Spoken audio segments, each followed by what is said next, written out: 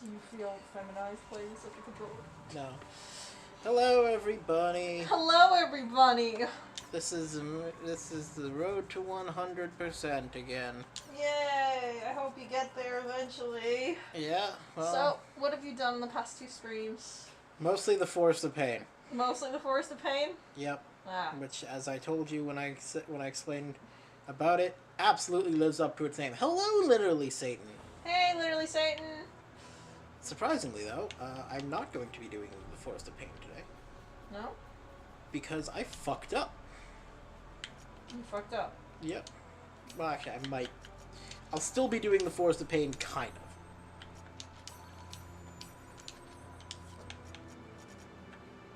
I'm just going to be bringing a different crew, and I'm going to be going back again. Forest of Pain.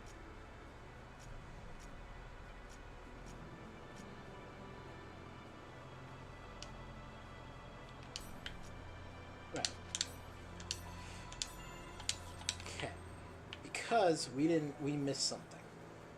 So I need to go back and unmiss it. I think I can do that. I'm not sure.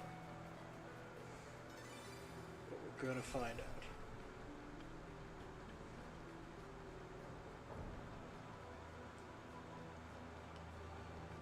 Because if not, I have to start again from the 50th fucking float. I don't want to do that.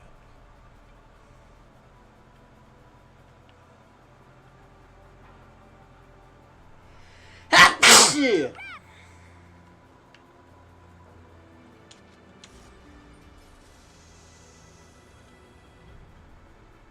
I sneezed it. Yes, you did. So, you're gonna start at the 50th floor? Well, I'm hoping I don't have to start over on the 50th floor. You hope there's a checkpoint? Okay, there's a checkpoint every 5 floors up to the 50th floor. I'm currently on the 65th floor. Ah. But I fucked up on the 60 to 65 floor stuff. So I'm hoping I don't have to go back to the 50th floor and start over. I'm hoping I can just go back to the 60th floor and start back from there. I see. So, what exactly is the Tower of Pain like on the inside? The Forest of Pain looks like this. Is it all just, like, randomly generated, or...? I don't know. Probably. They're all pretty short floors, which I forgot and I'm very thankful for. But, like, every 5 floors, there's, like, a challenge, essentially. Like, during that group of 5 floors, you have to complete a challenge to get rewards. And I missed one of the challenges. Oh, dear. Which was to not get KO'd a certain number of times. How'd you manage to get knocked out? Well, it counts your allies getting downed. So go it alone? No, because then I brought healers. I brought a lot of healers is what I did. Fair enough. They'll keep each other alive? That's my hope. Although my other hope is that it won't matter because I won't have to fight anyone. And you just sort of clearing it out? Well, I'm trying to get down to the 60th floor. So I have to go back from the 65th floor. Are the pendulums okay? Pendulums are fine. Are they supposed to be over there? Yes. Okay. They're decorations for a lot of the floor, and then in some areas they're actually in the way. But mostly they're just decorative. They're just there to be like, look how spooky this place is. I mean, I So guess. up there, they're out of the reach, but then on certain areas, they're just swinging in the path that you need to go. This seems painfully repetitive. Yeah, well, as I said when I was first describing this place, you remember how much I fucking love the dungeons in this game? Mm-hmm. There's 100 floors of one. Ugh. Just a single dungeon 100 times over. Mm-hmm. Fuck. No thanks. I will say it does do some stuff that makes it a little bit more interesting than the dungeons, like the challenge thing I was mentioning. The enemy types change every couple of floors. There's bosses every 5 floors. I guess that's interesting. And it's more interesting than the normal dungeons, at least. Also, there was a cat girl on the 50th floor, so that was that. Oh, cool. Whole ass cat girl. Yep. Her name is Tabby. Tabby? Yep. Tabby the cat girl. Is that a reference to Dark Cloud? No. What was the name of the girl in the Shao. cat? What? Well, I don't remember what we named her. I think we named her Bitch or something like that, but her actual name is Shao. Ah, I see. Okay, so block 59. So now we're going to go backwards. Or forwards, I guess. Amazing, says Satan. Hey, Husbunni. Yep, Am I allowed to have a one of your drinks? sure. Right. Because I am thirsty. Go ahead. What was I saying? Shao? Yeah, so her name was Shao, so no, I don't think that's a reference. I think she's just, you know, a cat named Tabby. No, I figured as much. I was just like trying to decide if both games kind of cheaped out on the naming convention. Okay, I don't think I actually need to do any of those other ones, though. So I think I can just run to the end and get the what I missed. I'm actually kind of surprised it lets me do the other ones again. Maybe you need to. Maybe. I'll be right back. Okay, so let's see here. Perform awakening 5 times. Defeat 7 enemy parts. Perform a 100 hit combo. I'm sorry.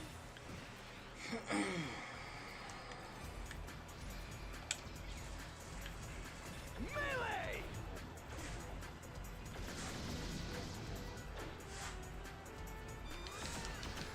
Oro crew.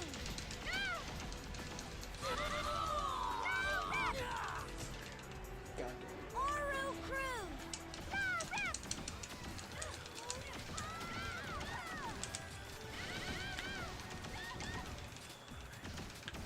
Oro crew.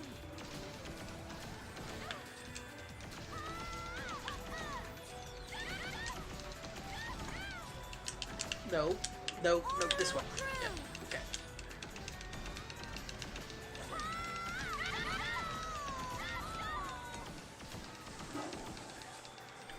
Oro crew. Okay, 100 hit combo done.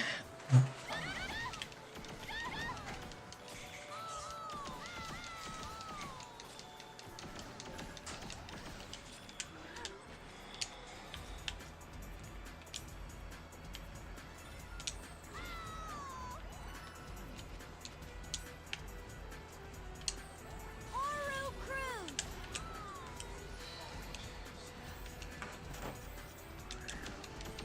Oro crew.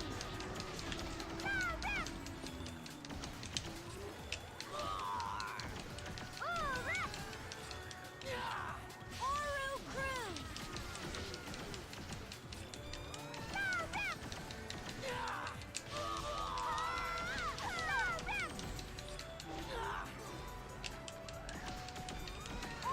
I should be talking, right. Yeah, you should. So, Okay. So, what have you been up to lately? I've been playing a lot of, that game we were playing. Grounded. Thank you, yes. And what do you think of it so far? It's good. It's good, I'm enjoying it. I've been enjoying it too. We, technically beat it. Yeah, we got the bad ending though. What do you think? We think. Seems like a bad Yeah. ending. And it definitely seems like there's more to the game. Yeah. I wanna definitely try and get the good ending. Yep. Bone crusher! You gotta figure out how to kill the reason. I didn't want to spoil that, but yeah. Without explaining anything, it's just a funny thing I said. True. True. Bone crusher! Oro crew. Bone crusher! Callie, do not spend all of your mana in like 5 seconds, please. How do you manage? Oro crew. Hit me.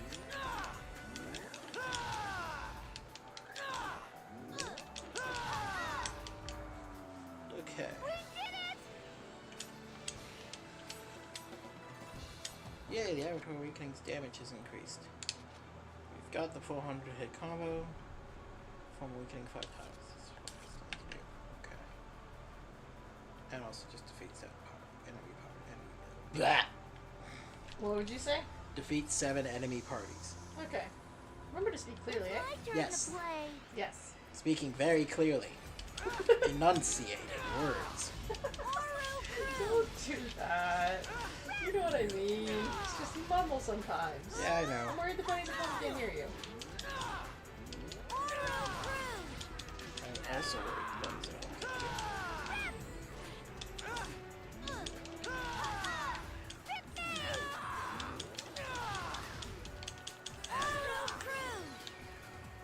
Bone Crusher. The bunnies at home are my friends. Right, bunnies at home? Oru Crew. Oru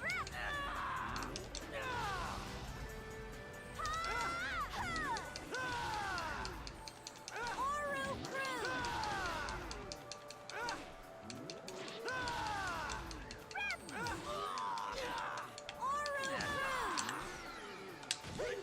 This is going pretty well, honestly.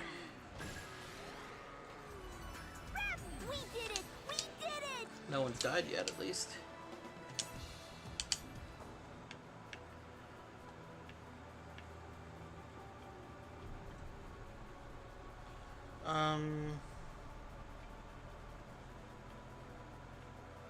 I feel like I was gonna say something. I just keep forgetting what I was gonna say.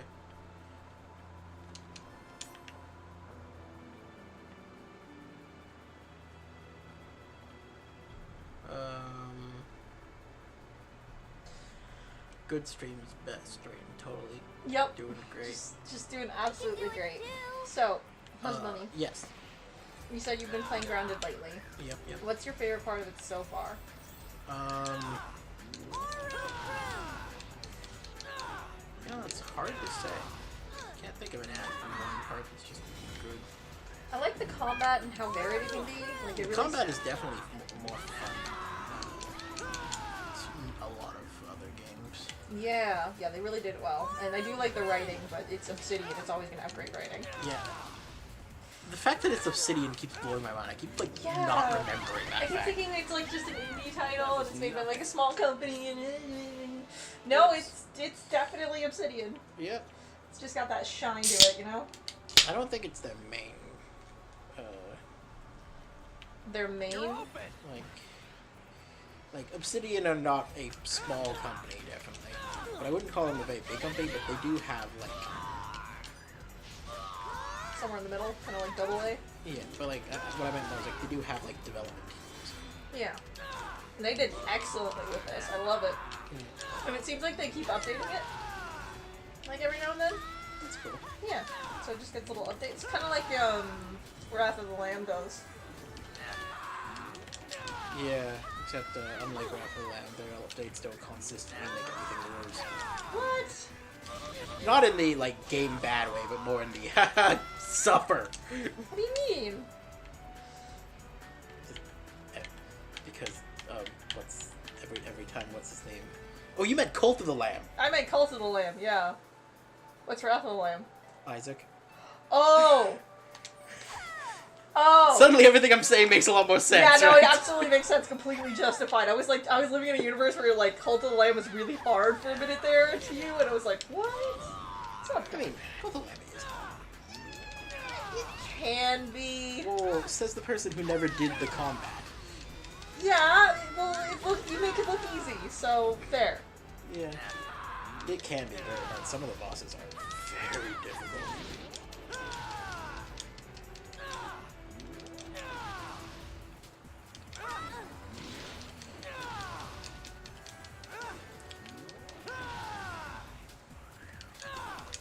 But yeah, Cult of the Lamb is great. Good. Yeah, literally saying, you mean Cult of the Is Lamb? that all you got? Yeah, she did mean Cult of the Lamb, yes. But yeah, Wrath of the Lamb was like the original update for Binding of Isaac.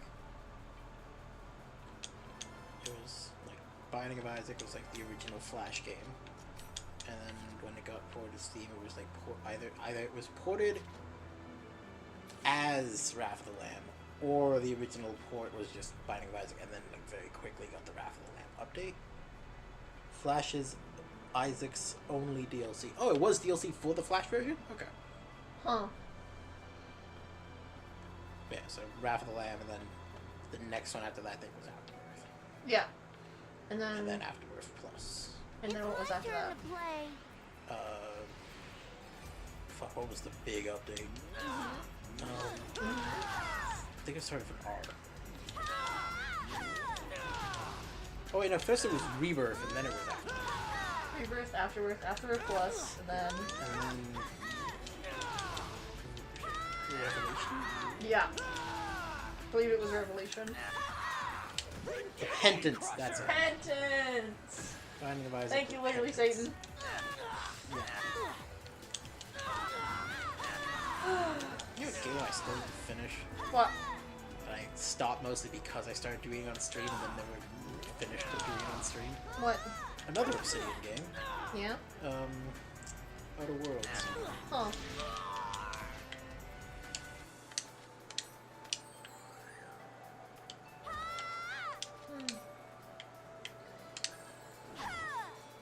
That was close. I almost died. Both of my healers are out of MP. God fucking damn.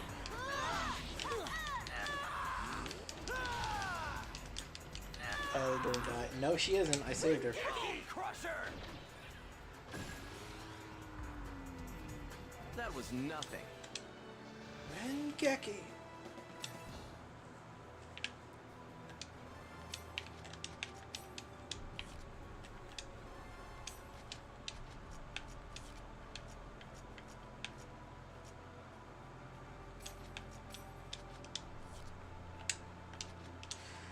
Okay, you guys. Strange coffee time.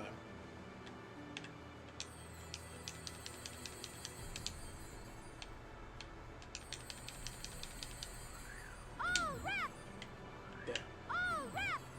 Don't use all of your XP in like 5 seconds. Adelie, what did I just say?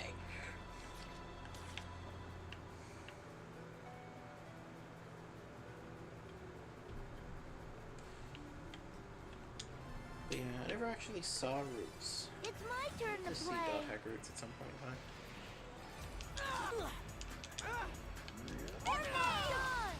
Come back here, you piece of... True enlightenment for using the avatar. Cool. I'm so glad Sakabo can't fucking friendly fire me. Because if they could, they would have so many times in this fight. Oh, ooh, Heelys. Speaking of ooh Heelys, though. What? Oh my god, I heal, Pyros, and he's just like, your love has gotten me hot, and I'm like, no! Stop!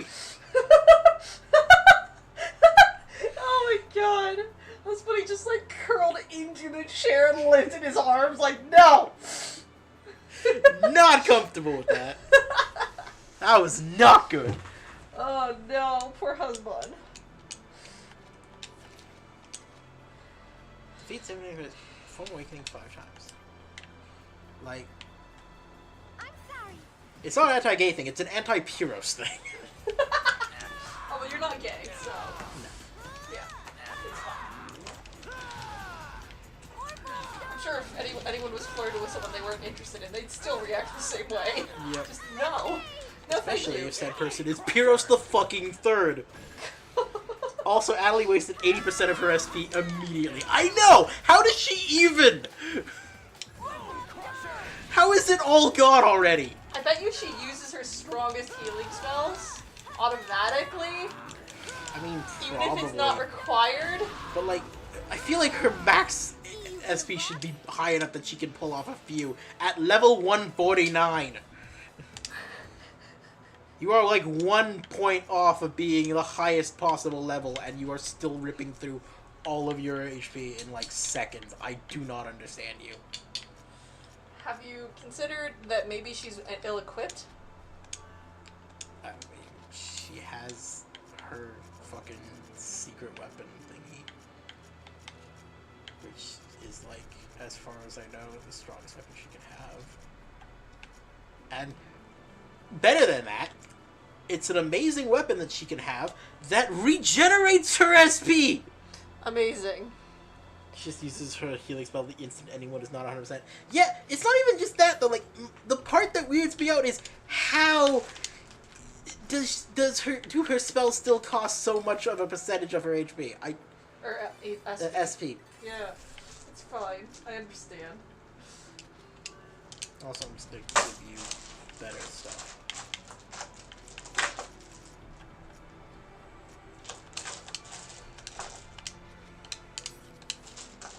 Okay, onwards. Alright, this is one of these rooms. Off-words. Off-worlds. Off-worlds. Outer worlds. Outer worlds, indeed. But yes, ooh, Heelys. Ooh. See, like, here's one that's actually down on the ground and can actually hurt me if I run into it. Oh, that's cool. Because CC2 likes to cuck healers. Maybe. I'll crush you. Maybe that is exactly it. Cyber Connect's just like, you know what? Fuck the healing class. Harvest Clerics, you guys get, like, no SP. Like, I think she does have, like, almost double, Sakubo's max SP. And Sakubo takes a while to run through it, despite being the offensive spellcasting class.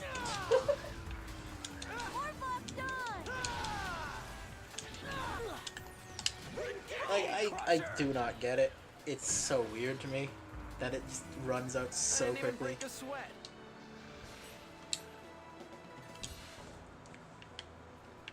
Like, my god, if you have a party of, like, mostly Harvest Clerics in this game, and you're actually a good party lead, you must be spending so much on SB potions. I can do it. Please God, let this be the last time I need to do a fight. I hope that was good enough. At the very least, though, they haven't been dying. That's good. I haven't actually had to worry about them dying. Everything is actually working out well now. Arthur says, "Cat, welcome, Arthur." Cat, indeed. Please tell me that was it. Okay, good. I just have to run to the exit now.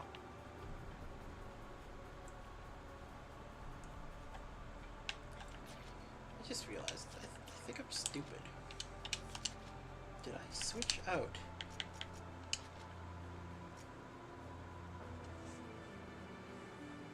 I'm very stupid. I actually did. I switched out my fucking, like, the guns I got from the doppelganger for normal guns at some point. I am an actual idiot.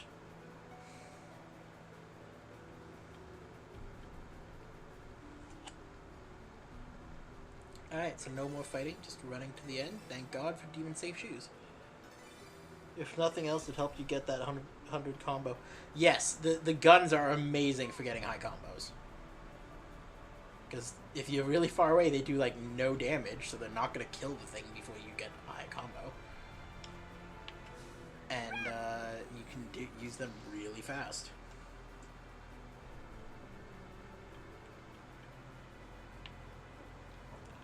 Play session 0 with Jane so I might zone every now and then.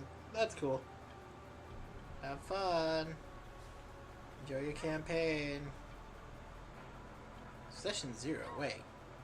Is this a new campaign? Because I know you were in a D&D campaign at some point. It's Arthur's. I know you were in a D&D campaign, but I thought that one had already had sessions. So is this a new campaign?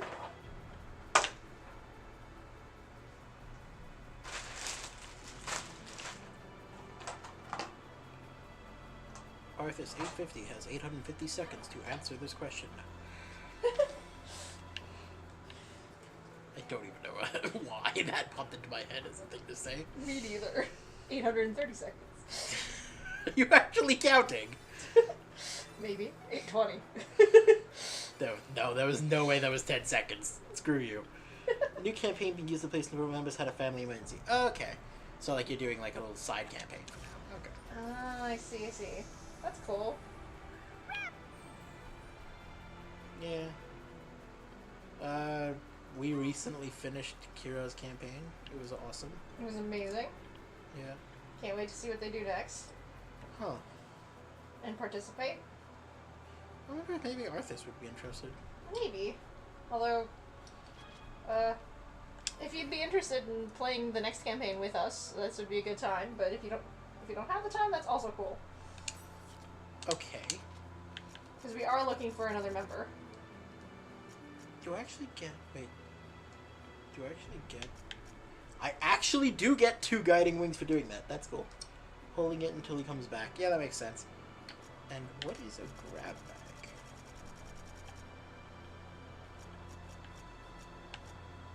Always lucky. Monsters will always drop rare items. That's cool. Oh, crazy. Did you find an item you've never seen before? Well, I mean, I've probably seen it in the past, but I didn't remember it. But yeah, so the one thing that makes this place really cool, Yeah. okay, is the rewards you get. Like this one, Pure Medallion. This is a reward for doing one of the 100%, one of the missions. Recover all allies' HP by 350. Yeah. Infinite uses. Oh. It is an infinite use healing potion. That's really cool. I also have, where is it? Fairy Queen Orb. Find out the location of objects in the area.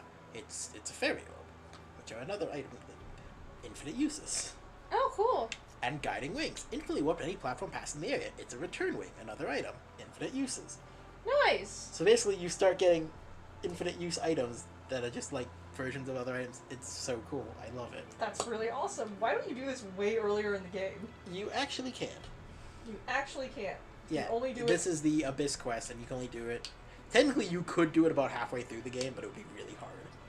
I see. Because, like, I think it starts at, like, level 135.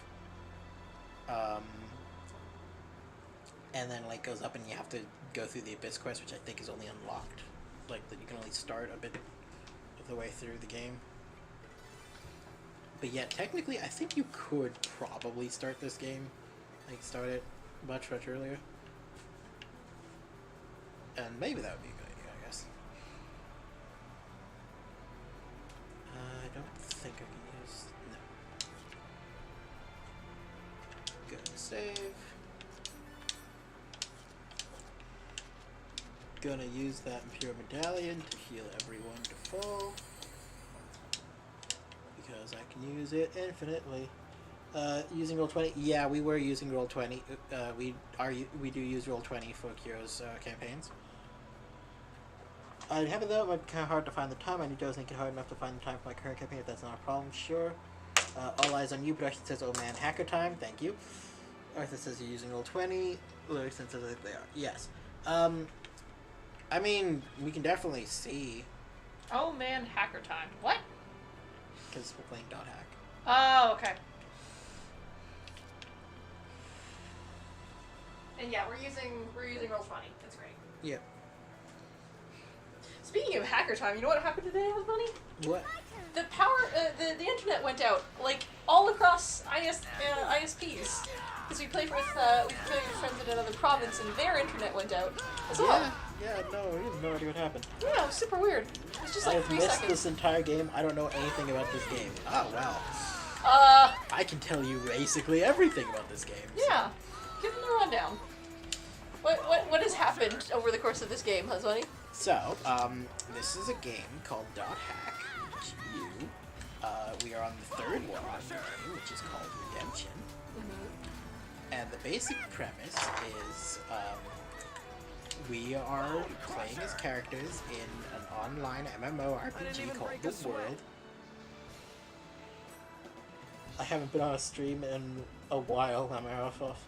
So yes, run me down. Run me down.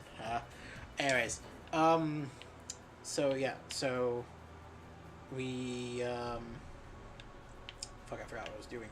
Okay, so we are a character we are a person who is playing a character in an online MMO, and there's some weird stuff going on in the MMO.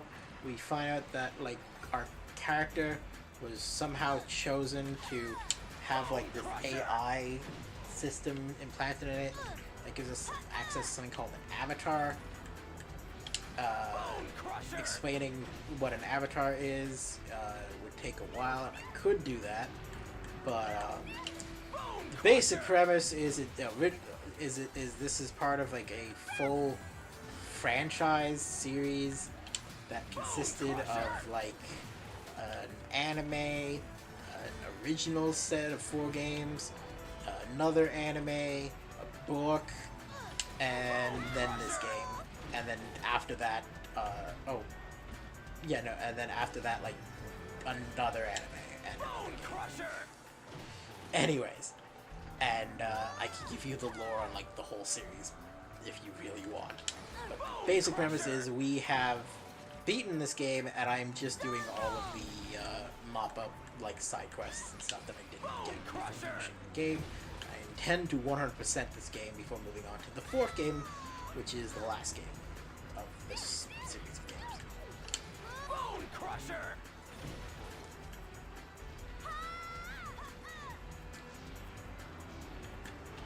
Bone Crusher! And I feel big brain. Thank you, Husbunni. You're welcome. And if you want like the full lore of the Dot Hack series, I can give you most of that. Bone Crusher! To start with, a woman named Emma Wieland, I think that's her name, Emma something, wrote a poem called the Epitaph of Twilight. Yeah. And that poem became... My favorite way to explain Dot Hack is, what if SAO wasn't absolute trash? Yeah, pretty much. Although saying? also if they put way less thought into how the game part works. But anyways, so this person, Emma, creates the Epitaph of Twilight poem. And this poem gets very, like, infamous, in a sense. Like, famous, but for bad reasons. The reason it gets famous is because the poem gets lost. What? Basically, only it was like posted on the internet and then got deleted, and only small parts of it still still exist anywhere on the internet. Okay. And that's why it got famous? Sort of. Like it's famous in the same way that like that one book that no one can find copies of exists, but I never knew existed. I don't remember the name of the book. Well, how does that make it famous? Well, like, it's famous as lost media. Okay, so like the Odyssey, like the end of the Odyssey or something. Something like that. Anyways. But yeah, it's famous lost media, basically.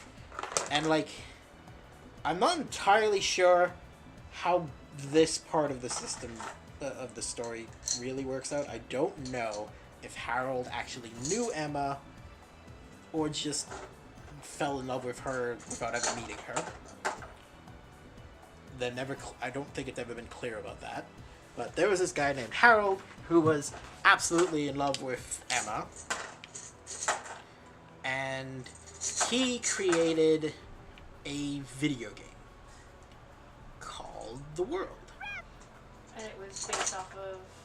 And it was Hack? based Or off... was that the poem, right? It was based off of the Epitaph of Twilight. Sort of. You're open! Obviously, most of the Epitaph of Twilight is unknown, so it was based off of the fragments. Which is, I believe, actually why the original, like, MMO of the world was actually just called Fragment. But anyways, so the world was actually created not to be a game, really. The game was just an excuse to create this program.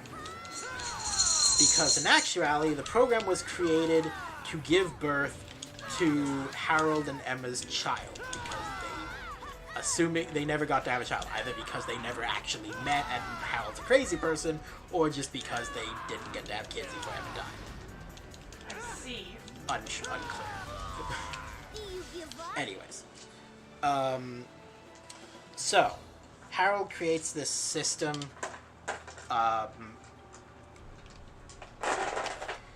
Called the world. called the World, and he creates this AI called Aura. And she is supposed to be his and Emma's child. Okay. Now, he can't create her fully.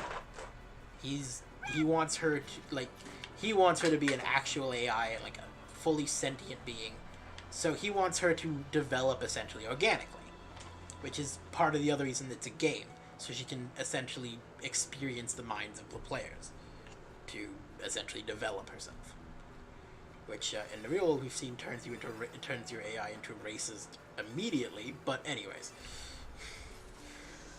now No context given. Just makes the AI race. yes. Okay. Anyways, so he puts Aura into this thing, but he also wants to create something to like guide the world and protect Aura. Yeah. So he creates another AI called Morgana. And Morgana's entire purpose is just to watch over Aura until Aura is properly developed and born. Imagine if you went on a quest of Adelie and Trino. So it's like the Jerry Seinfeld AI that became transphobic. I wouldn't be surprised about that, but like basically what I'm saying is in this world that doesn't happen. Everything works out properly. The AI is not a monster when it's born. Anyways. So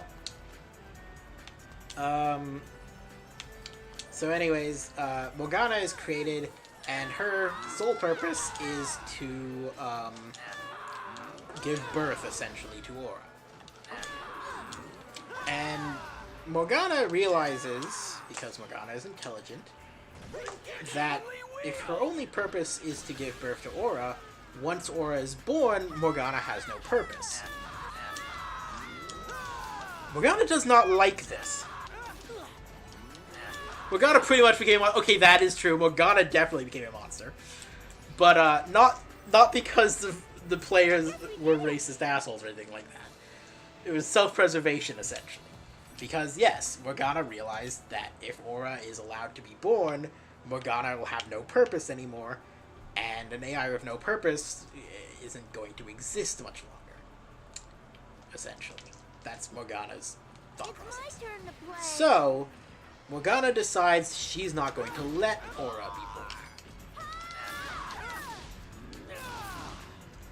Morgana's got it. Gotcha. Kind of, yeah. So, Morgana has complete control over the world, and she basically takes this really depressed and depressing storyline character in the real world, who has a character in the game, of course, and basically connects Aura to her, to this character. This character is named Tsukasa.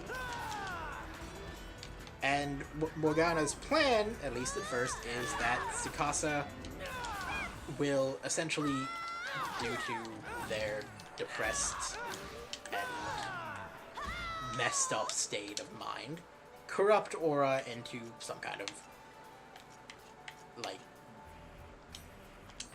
wrong thing. It will just ruin Aura's birth, essentially. So, what Morgana does is they trap Tsukasa's mind. Morgana doesn't have a female appearance. Doesn't have a physical appearance. She's literally just a female voice. Yes. I think she technically does take a form in the games, sort of, but it's more of her merging herself with another character, so I don't know if that counts. Anyways. But yeah, so Morgana takes Tsukasa's mind and traps it in the game.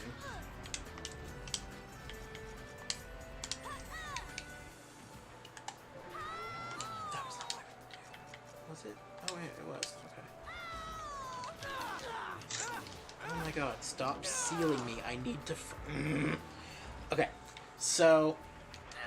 Morgana traps Tsukasa in the game.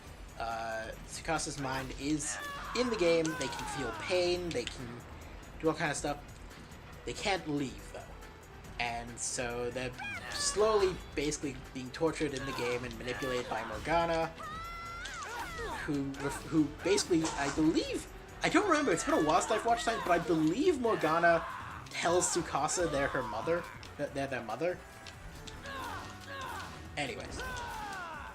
So, eventually, Tsukasa learns that they're being manipulated. And, they end up awakening Aura. Morgana is beaten, Aura is awake. However, this is not the end of the story. Now we get out of Dot Hack's sign, and we get into the original 4 games. Because Morgana is very pissed that Aura is awake now, but Morgana is not out of tricks. Now her plan is to destroy Aura. Is that all you've got? And in order to do so, she is called upon a number of special programs called the 8 Phases of the Cursed Wave. Okay. This is also a reference to the Epitaph of Twilight poem. Anyways, so I can do it. the 8 phases are Scaife, the Terror of Death, Innis, the Mirage of Deceit, Magus, the Propagator, Fidhel, the Prophet, Gore, the Machinator, Maha, the Temptress, Tarvos, the Avenger, and Korbanik, the Rebirth. Okay. And their whole deal is that they all have, like, a different job in the world. And they... I believe... Gore, yeah, sorry. Yes, sorry, it's Gore, not Gore. Anyways, Crusher! so Scaife is sent to essentially kill Aura, and basically does so. At the beginning of the first game, basically, the main character, Kite, enters a dungeon with Orca, another character, who is kind of important, and I should actually have already covered who they are, but anyways, I will get to that. So, Kite and Orca go into a dungeon, and they find Scaife chasing Aura.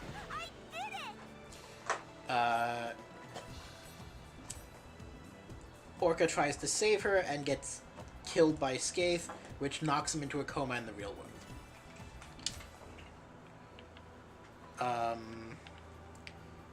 Kite is given a bracelet that was meant for Orca by Aura that lets him fight against the 8 phases and against what? Nothing. Go ahead.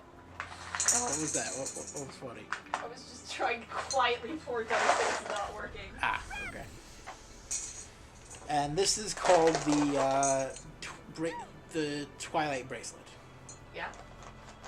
And it is a special artifact that can be used to data drain things, which, in terms of the game, basically allows you to remove code from things, which, in the case of the phases and stuff, makes them vulnerable. Alright, I'm gonna have to go back for a second, because as I said, I kind of forgot to mention some stuff. Okay. So, first of all, I should mention a character named... I mentioned Maha the Temptress. Yeah. But there's another important character named Maha, who is actually the same character, but anyway. Okay. So, during the whole Tsukasa thing, there was... Possibly? Yeah. Delete gun from Gmod. Basically, during, like, all of the Tsukasa stuff from Dot Hack Sign, there was a character named Maha who was basically helping Tsukasa. They worked for Morgana. They eventually decide to betray Morgana and help Tsukasa in, like, near the end of the anime, and for that they were deleted. Okay. So they just got deleted because they helped somebody? They helped Tsukasa betray Morgana. Okay. Morgana did not take kindly to this. Yeah, fair enough. So Morgana just deleted her? Basically. However, as I said, Maha is actually one of the 8 phases. So, instead of like fully deleting it, basically what they deleted was her memories. And then remade her as a PC named Mia. Right, Maha is female. I tend to use they for the cat version. I know I shouldn't. They're also considered female, but I don't know why I've always just considered them a they. Anyways.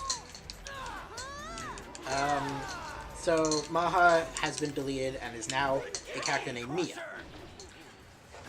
And we will get to Mia in a second. Alternative. Also, there's some famous people, like characters within the world, called the Descendants of Fiat. They are Balung of the Azure Sky and Orca of the Azure Sea. They got the title and they got their fame for being the only people to complete a specific event in the game, which was to defeat a undefeatable monster called the One Sin. Okay. Now, so Orca has this friend in real life named Kite, and he invites Kite to play the game with him, and that's how the first game starts, basically. Is Orca and Kite are playing the game, and Orca takes Kite to a, like, low-level dungeon, and they run into Skaith, chasing one. So, anyways, now we can continue, because now you know all the important backstory for that. You know what Mia, you know who Balmung and Orca are. So, Kite now has this power, and he is essentially charged with trying to save Aura, and so he makes a bunch of friends, including a woman named Black Rose.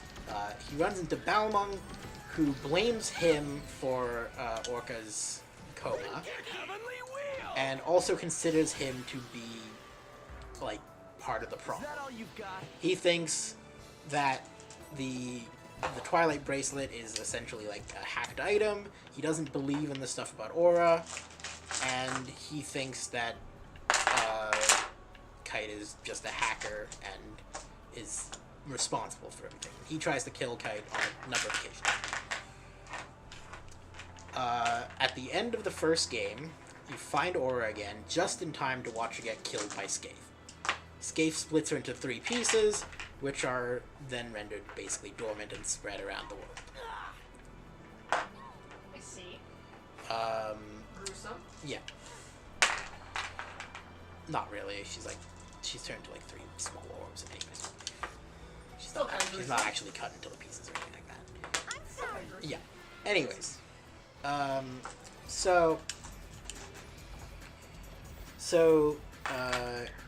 Kite and his team, including Black Rose, defeat Skaith and destroy him.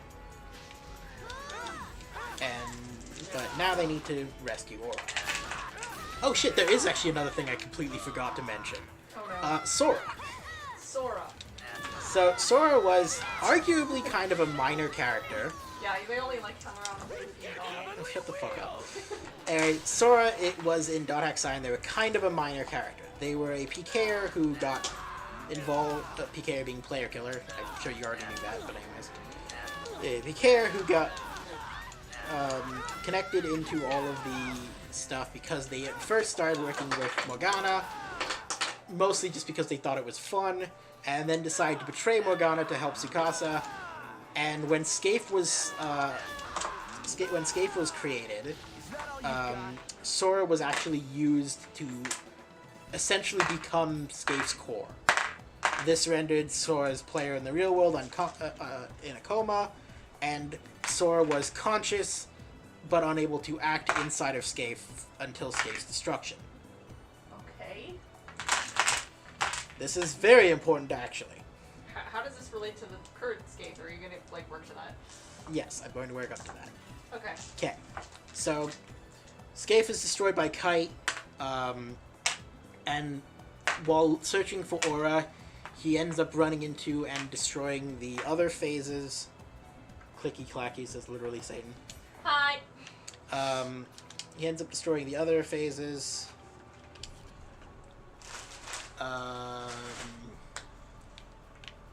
But they also start finding out about something called Kubia. Yes. There's this monster called Kubia that keeps showing up, and they can't defeat it. The data drain doesn't work on it. It's just seemingly immune to everything they can do. I can't remember if it's in the third game or the fourth game that they fight Kubia fully. I think the fourth game.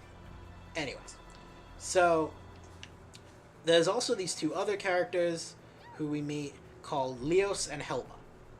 Leos is an admin and an asshole. He is basically a secondary antagonist for most of the series. For most of the original games, not series. Sorry. He's only in the original games. And his whole deal is he is constantly, like Balmung, basically considers Kite to be part of the problem. He knows that what's actually going on, but he thinks that Kite's actions are actually making things worse. And to a degree, he actually turns out to be kind of correct.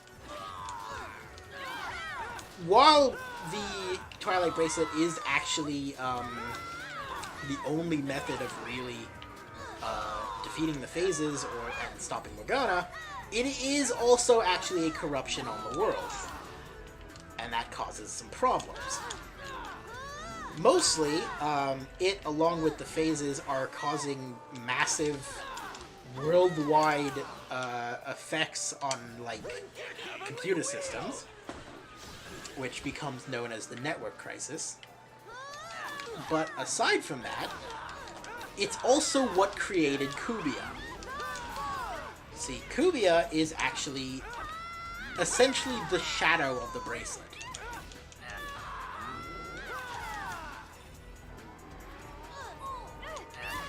Did I say Leo? It's Leos. Lios. Anyways. So, Kubia is the shadow of the bracelet, and he cannot be destroyed unless the bracelet is also destroyed. Which, of course, is a problem, since the bracelet is needed. Why is the bracelet needed again? Because it's the only way to defeat the phases. Ah. And the thing is, they basically are told that Kubia is destroying everything. Everything is going to die, and Morgana's just gonna let that happen, because she kind of wins if that happens. So they have to deal with Kubia before Morgana will even deign to make an appearance, and they can deal with her. Is that all you've got? So they decide they have to deal with Kubia, and the only way to do that is to destroy the bracelet. So that's what happens. The Twilight Bracelet is destroyed. Okay. And this destroys Kubia. I see. However, at this point, they've only defeated 7 of the phases. Oh dear. Why not just destroy the bracelet later? I just explained why. Oh. Because Morgana is keeping the last phase hidden until Kubia is destroyed, because she doesn't need to, reveal it. Korbanik, which is the last phase, until Kubia is gone, because Kubia is going to basically solve all of her problems anyways if it's not stopped. Oh. Fair enough. So she's just keeping Korbanik hidden. Rude. So they destroy. They destroy Kubia, and then Korbanik shows up. And they fight Korbanik, but without the bracelet, they can't really defeat Korbanik. Oh, right. Also, at an earlier point, Scaife's weapon is a staff with a Celtic cross on it. It looks really cool. I love it. Yeah.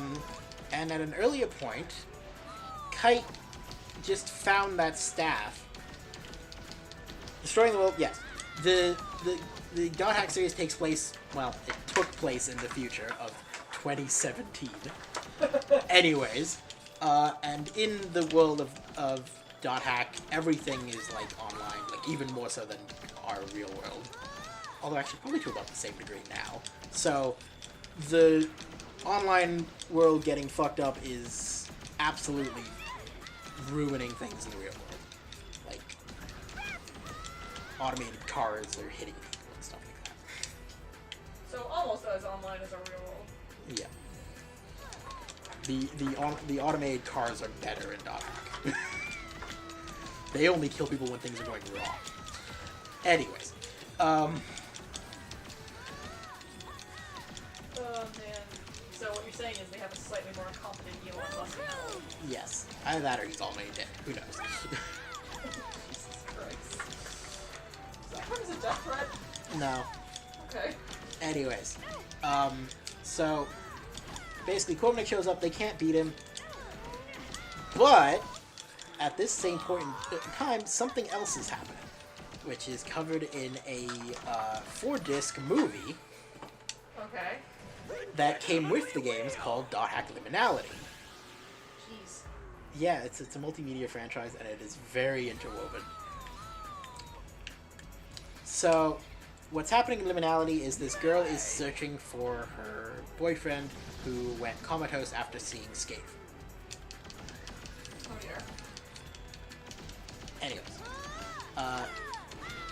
what they end up doing, though, in Liminality, is they find where the lost ones, the people who have fallen into comas, they found basically where they're trapped in like the online world, where their minds are trapped, That was and nothing. they free all of them.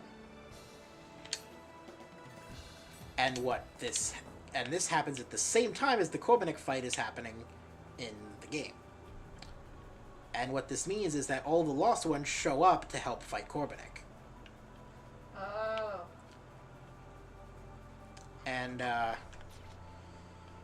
notably, at this point in time, Morgana has also fused herself with Corbinick to make sure that he is unbeatable. I see. So, the lost ones attack Corbinick, render him vulnerable.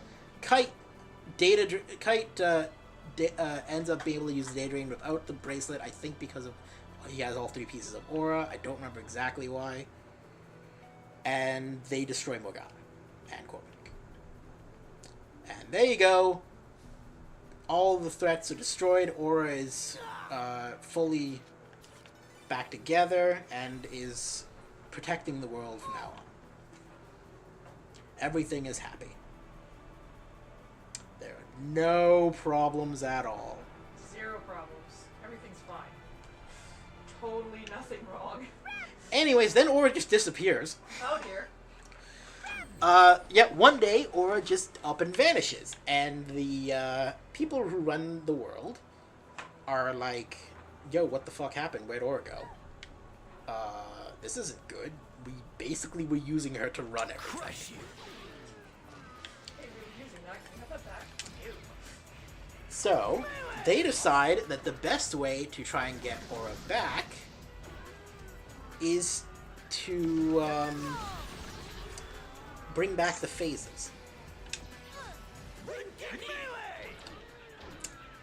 So, they find a bunch of PCs, player characters, that have some connection to the phases. And now here's where we get to talk about Sora, Mia, and Matt. So, Mia in the games is Maha the Temptress, but as like a player character. Not really, but like pretending to be one. In the games, she made friends with an actual player character named Elk. And when we were killing the phases, we had to kill Maha, which meant we had to kill Mia. Elk was, of course, devastated by this, but Aura recreated Mia as like a gift to Elk. Now, We did it! so We did it! when these guys were looking for PCs to connect to the phases, they decided that one of them would be Elk. Elk had a connection to Maha. So, they used Elk, and they used Sora. because Sora was connected to Scathe. And the rest, I don't know. The rest are just random people. One of them was another CC Corp employee whose sister is important, but he isn't. Anyways, so they do this, and the project drives the lead designer mad, and he sets fire to the place, which destroys all the data of the world. This is all covered in a book called End of the World. I see. So, the world is destroyed, Aura is still not back, and the company are like, well, fuck, this isn't good. Alright guys, new world! And they create the world R2. Revision 2. You're open. I didn't check if I actually needed to do that. God damn it. Crew. And, all of the phase data that they used, by the way, escaped. And all of it has just gone into hiding in certain PCs that they were connected to in the World R2. Now, the main character of the entirety of the World R2, for the most part, is Haseo. Nice. He is the main character of the first anime for the World R2 series, Dot Hack Ruth. He is also the main character of Dot Hack GU. He is connected to Scathe. He has Scathe's avatar. Why does he have Scathe's avatar? Well, it's because he is actually the player character for Sora. See, when Sora was released in the past from Scathe's staff, I'm stupid. He actually woke up in the real world with no memory. He does not remember any of his time as Sora. He basically forgot the entirety of the first 10 or so years of his life. By the way, Sora's player character was 10 times back. Sorry. Anyways. So, he wakes up, he creates a new character in the World R2, he creates Haseo. And he doesn't remember anything that happened beforehand, but Scathe remembers him. And Scathe is in the system looking for a safe space and finds Haseo. Meanwhile, some very weird things are happening in the world. Most notably, there's this virus of sorts called Ida that is spreading around the world and causing all kinds of problems. And the only thing that can defeat it are the avatars, aka the 8 PCs who have the phase data. One of these is the sister of that guy who wasn't important earlier. The sister of that guy who wasn't important earlier? Yes. I see. He disappeared when the fire happened and is presumed dead, but he sent his PC to his sister, which had the phase data for Tarvos. His sister is a character named Pi. Okay. She has Tarvos now. Okay. That's the only reason she's important. Anyways, in Dot Hack GU, she's a character. I could show her in a second or so when I'm done with this area. Anyways, I mentioned Helba earlier, but I never actually explained what she did. Fuck. Helba is a hacker. Like, the best hacker in the world. And I mean that in both the game sense and, like, just the everything sense. Yeah, pi is in, like, circumference of a circle. Not as in, like, edible pie. She's a nerd. Anyways.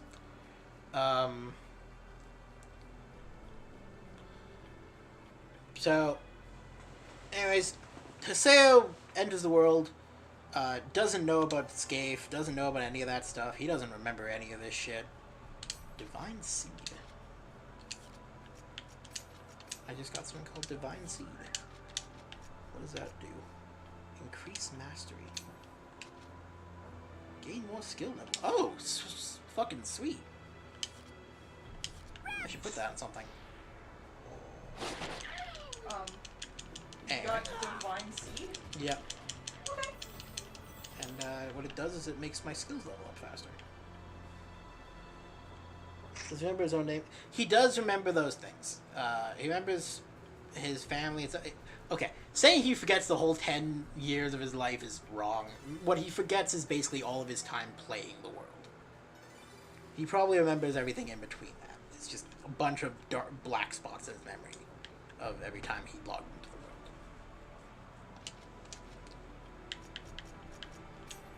the world. Ooh, Divine Seed. Yeah, that's Yeah. kind of what I was thinking. Yeah, I didn't want to say anything.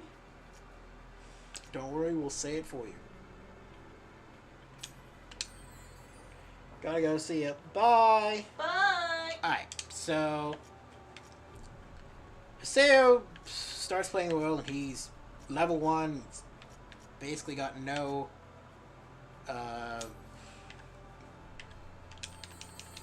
no skill, no nothing. He doesn't know what he's doing.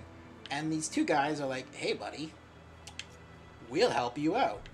And he's like, oh cool, that's great.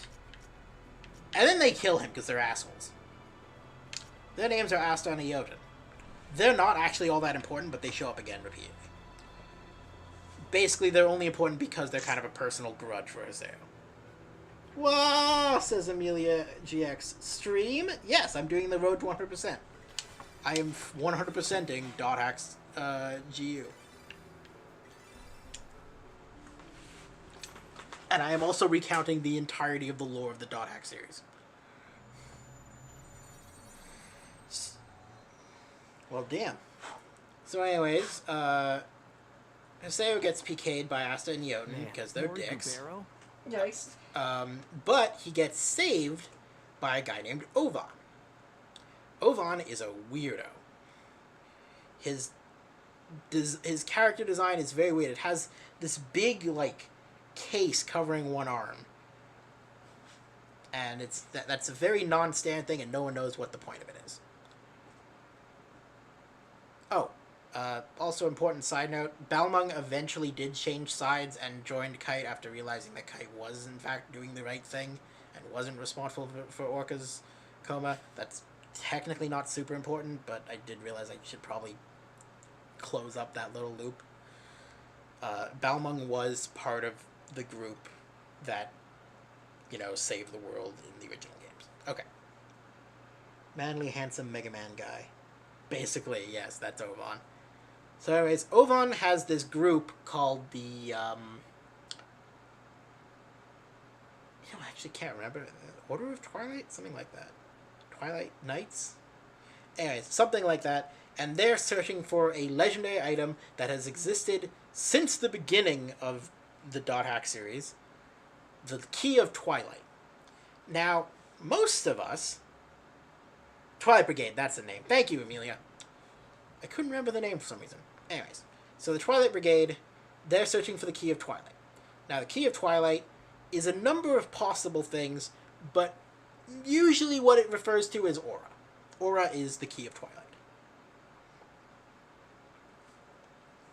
There's a few other things that it means. There's a game called Legend of the Twilight. Not a game, there's an anime called Legend of the Twilight Bracelet that has a different answer for what the Twilight Key is, and is also arguably non-canon. But despite being non-canon, references to it exist in the canon series, so whatever. Anyways.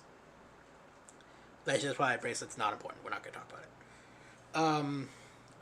But yeah, so Haseo joins Ovan's group, and he meets a girl named Shino, as well as a bunch of other characters, none of whom are important, really, except Tabby, who showed up in this game as a cat girl. Anyways, she was a cat girl originally as well. But anyways, so Haseo basically falls in love with Shino. At least I think so. Not quite clear on that either, whether they're in love or just really good friends. Definitely, he's attracted to her, but I don't know if they were in love with each other or just good friends. And He has strong feelings for Shino. He has strong feelings for Shino, and then one day, she gets PK'd by a character, or at least, well, she thinks, Haseo thinks she got PK'd by this character who is a very strange character wreathed in blue flame, and who is known as Tri-Edge. 3 times as edgy as most people. Yeah. And Haseo basically dedicates his life to hunting down this PKer, and in doing, and Ovan meanwhile disbands the Twilight Brigade and disappears.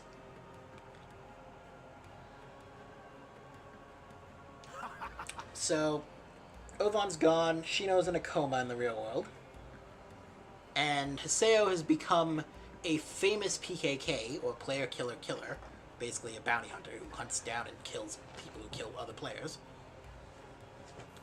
If that sounds a little, like, hypocritical, it is. And it gets called out quite often by other characters. Anyways, point is, he hunts down people who kill other players and kills them. And he becomes very famous for it, becoming known as, in probably the most cheesy moment in this fucking series, which is saying a lot, the Terror of Death. That's also happens to be a moniker of Scaife. Wow, coincidence. Anyways, I'm all for it. Yeah. So, while he's hunting down, he gets a note from Ovan telling him that Tri-Edge will show back up at the same place where Shino was killed. Haseo goes there to have a fight with Tri-Edge, gets his ass kicked. Now, if you're someone who's played the previous game stuff, you see Tri-Edge here, and you recognize him, because it's Kite from the previous games.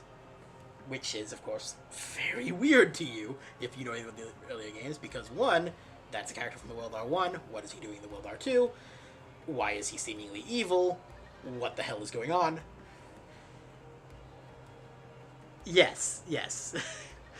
Emilia's just quoting it's Haseo, the PKK! You think you could just attack me, the Great Bordeaux, and walk away? Rev's chainsaw, yeah, I think I can.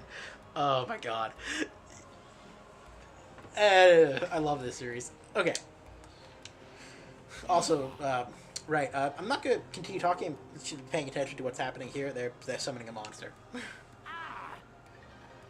The One Death. Oh, we get to fight an undead version of the One Sin. Cool.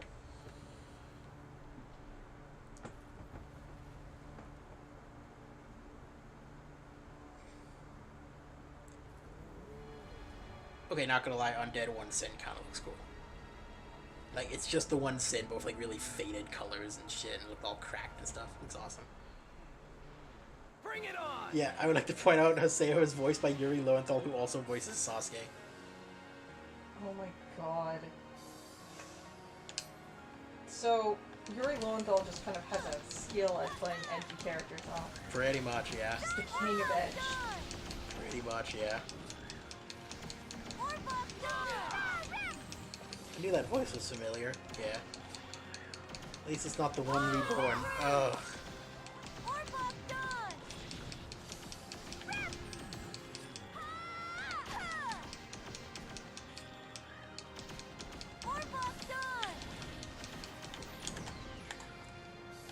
Heavenly Wheel!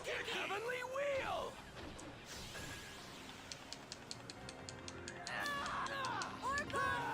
Good switch. Go to his, like, he's in most, Yuri Lowenthal voices everyone, he's in most games, like, for real, if you go to his IMDb, he has, like, and then he stopped. I'm assuming he's actually gonna go check and write down the number. Anyways, but, yeah, no, Yuri Lowenthal, is one of the most prolific voice actors for, like, anime and video games in general. 791 roles, apparently. Jesus Christ. Yeah, no, I can believe it. I know he also voices someone in Bleach, but I can't remember who. They did almost as many games as... Oh, fuck, what's his name? What's his name? Technically, Fucking... even the amount that guy claimed is less than that. What's his fucking stupid-ass motherfucking name? Oh, fuck. What is his name? It's...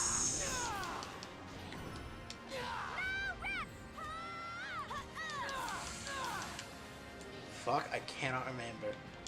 Man-Made Bank. Yes, he did. But, Something production. Like, he has a company. yeah, his company is named after him. Fucking... bomb guy. Roblox. Okay.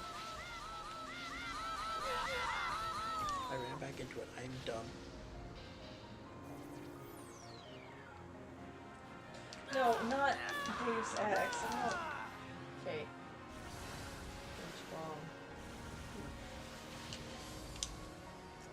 What a fucking excellent video, by the way. Yes. Like, I just love how it just goes on a wild fucking tangent, completely justifiably, Yep. on this one dude. Yeah, like, it starts as a completely different video. It's a great video. Absolutely recommend all of H. Bomber Guy's stuff, but especially Tommy Tallarico. Tommy Tallarico, yeah, right. Yeah. Tommy Tallarico claims he's been in, like, what, 500? 300 something games, I think it was. Wasn't it like 500 by the end? I don't remember. Oh, man. He has world records to prove it. It's fine. Yeah, he totally has completely legitimate. Tommy Tallarico. Yeah. Top comment on this video, by the way. I personally want to thank Tommy Tallarico for making this video. I hope he adds it to his resume. Oh, that's funny. I can't believe that this video started out as a short-ass video just figuring out where oof came from. You know, the Roblox oof, the famous one? Yeah. Yeah, oh god, it's so good. Anyways, right, so where was I? You were talking about the lore and, Right, so we see that Tri-Edge is Kite, which is very weird. Haseo fights him, gets his ass absolutely destroyed, gets data drained, and gets put back to level 1. So, he's basically lost all of his power that he's amassed, and is set back to square one, and no one believes that he is who he says he is because, well, that Haseo is, like, a famously powerful person, and he is this level 1 noob. Anyways. So there's a bunch of stuff. He gets contacted by Ovan again, who basically tells him that, like, well, he's gonna have to work his way back up. And he starts to run into Ida stuff while trying to rematch against Tri-Edge. And he eventually finds out what the avatars and awakens Scathe. And now he can use the Scathe avatar to fight against him. He finds Tri-Edge again, they fight, he wins. Tri-Edge seemingly gets deleted with no answers. So that's weird. We don't find out, at least in the first game, who or what Tri-Edge is. Then, in the second game, we find out a few more people who have avatars, and we also get to see that Tri-Edge is not alone. Kite also has with him Balmung and Orca. And also, Kite is not dead, he's just recovering. So that's the deal. Meanwhile, a guy named Sakaki, who's just an asshole that I'm not going to bother talking too much about, stages a coup using Ida against his guild, which one of our friends is part of, so we go save them and find out that said friend is one of the avatar users and has been manipulated by Dick Sakaki into basically being part of the coup, and also basically just been mentally ruined. So kind of have to help her recover her self-esteem because she's lost her goddamn mind. Anyways, we do that, and Sakaki flees. And then we follow him, fight him, and learn. And upon beating him, Ovan shows up again, and reveals to us that he has fought and killed Kite, Balmung, and Orca.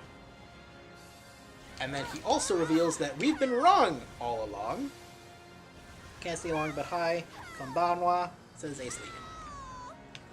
We've been wrong all this time. Kite is not Tri-Edge and is not the one who killed Chino.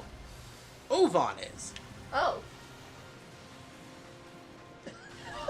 You knew that already. I forgot. Anyways, yeah, it turns out Ovan got infected with Ida a really long time ago, like way before we met him, and that cool, like, coffin thingy on his arm, as they keep calling it a coffin. But anyways, the cool thing on his arm is actually hiding the Ida infection, and it has like a big lock on it, and when that unleashes, the Ida gets unleashed, and it unleashed without his say-so, and is what killed Shino. Oh, shit. Okay. And it also, apparently, we learn this a bit later, but I might as well bring it up now. It also killed his little sister. Oh, shit. Okay. And she has been comatose as well. Like he killed his little sister's player. His Yeah. little sister's still technically alive, right? Yeah. Like, Okay. it killed her the same way it killed Shino. It killed the player character in-game. And both of them are in a coma in the real world. I see. Okay. And it turns out that Ovan has basically known about Haseo having Scathe, and has been trying to get Haseo to become strong enough to kill him, because Ovan is the avatar of Korbanek, the Rebirth, and if we defeat him properly, he can activate the Rebirth, which will wake up all the Lost Ones and wipe Ida from the internet totally. So this happens, we beat him, he activates the Rebirth, which kills him potentially in the real world, it's unclear. Like, he just vanishes. Well, okay. It is clear, I do know what actually happened, I'm saying, like, at the point in the story, we don't really know what happened to him in the real world. Anyway, the point is, he basically sacrifices himself to save everyone, including his sister and Shino. However, while they start waking up slowly over time, something else has happened. The activation of the Rebirth has awakened a shadow. Oh dear. The shadow of the 8 phases of the avatars. Oh dear. Now, I'm using the term shadow very intentionally, Okay. because y'all might remember there was something else that was once referred to as a shadow. Yeah. Anyways, Kubia's back. Okay. So, Kubia is back as the shadow of the avatars and the users of the avatars, and is once again starting to wipe out the real world via crashing the online world. So, we have to save the world by stopping Kubia. Now, we do this by combining all of the avatars, because it is the shadow of all of them. We must use all of them, destroy him. But of course there's a small problem with that, which is Ovan is gone. And Ovan was Korbanek. So we're fighting Kubia. We can't win because we don't have Korbanek, and Ovan's mind, essentially, like, his mind, which is trapped in the game again, similar to Tsukasa and Sora. He's trapped in the world. He comes, he helps us, we defeat Kubia. We just got an item called Icon of Purity. I wonder what it does. So now we've defeated Kubia. Ovan's still missing. Shino and everyone else has woken up. And that's it. We've beaten the game. Oh, also, we contacted Aura. Found out why she left was basically just because she decided we didn't need her anymore, and she wants to leave the world to us. The world and the real world. And she's basically just fucked off somewhere. Kite, Balmung, and Orca are not really Kite, Balmung, and Orca. It fell, says Ace. Thank you, Ace. The log on the Icon of Purity stays on Earth, says literally Satan. Oh, God. That's funny. But yeah, are not actually, but Aura actually created them to fight against Ida and various viruses and stuff in the world, and just modeled them after the heroes who saved the world in the past, which are Kite, Balmung, and Orca. So that's why they look like them. And there you go. That's the end of .hack to you. Yay! And I would say that's the lore up until now, but it's not. Things go further. Ah, fuck.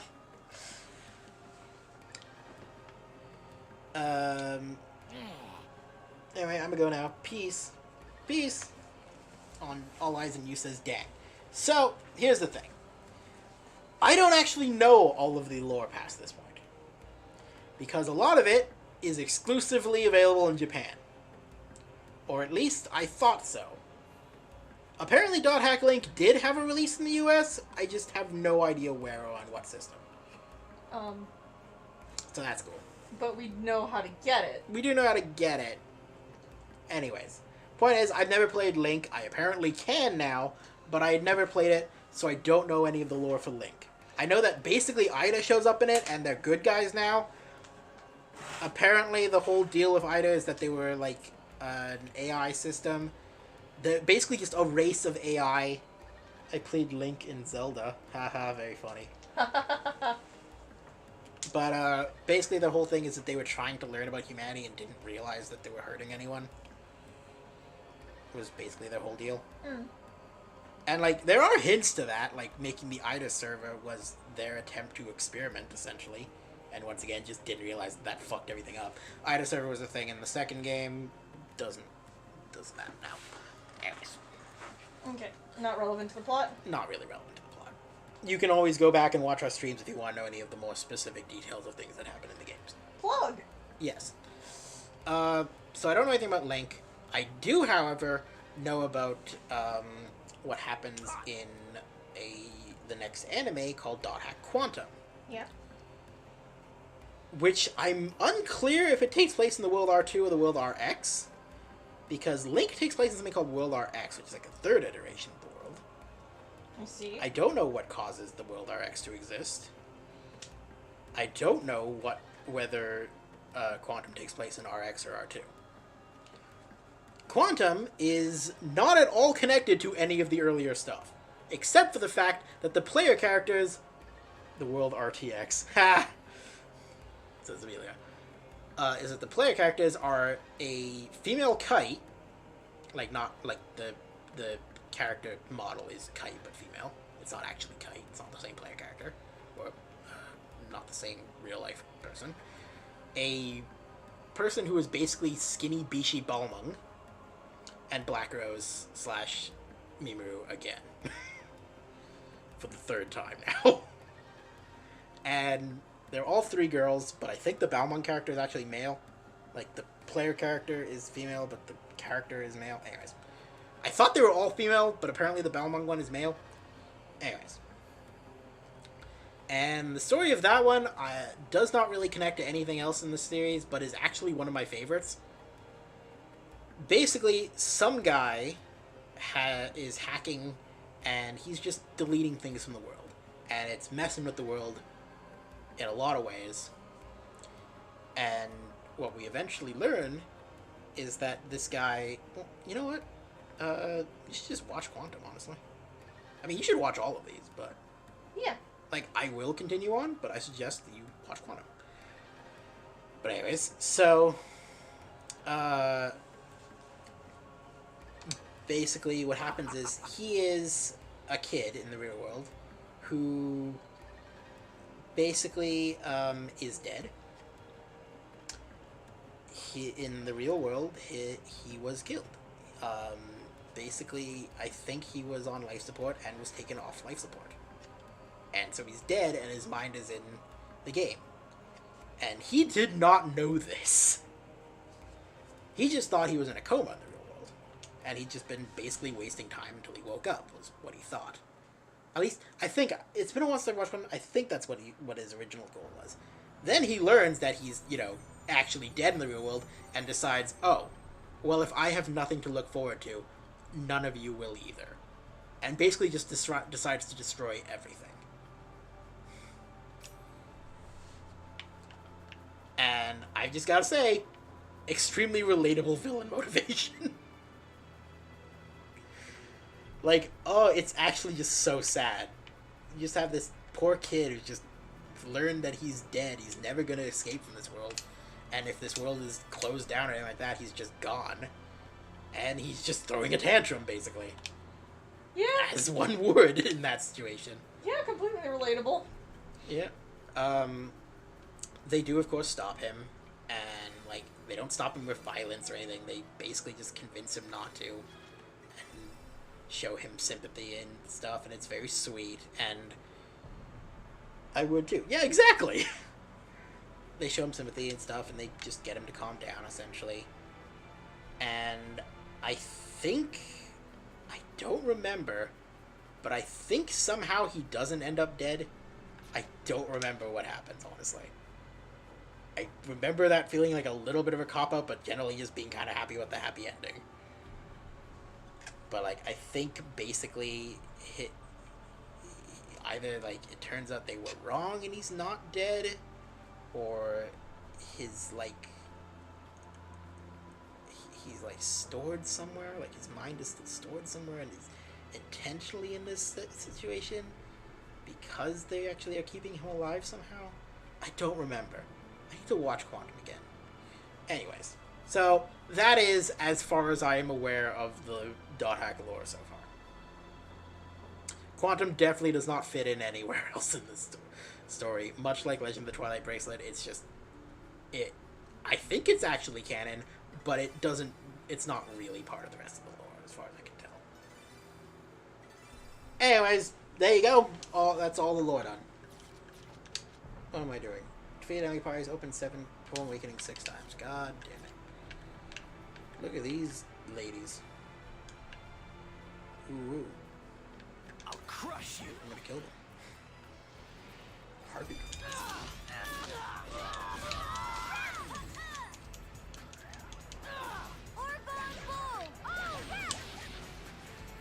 Melee!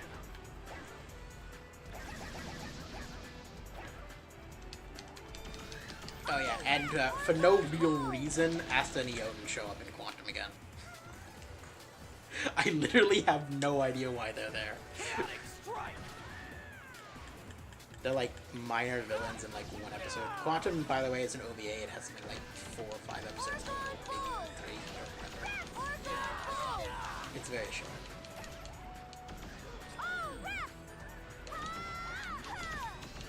I don't remember any of the characters' names except for the fact that the Balmung one's name is Tobias. I don't know why I remember that.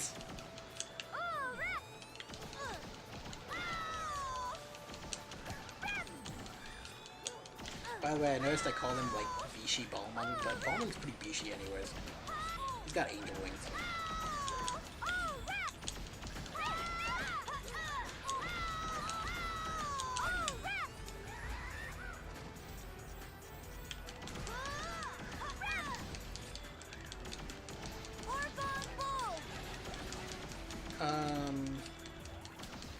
What was I saying?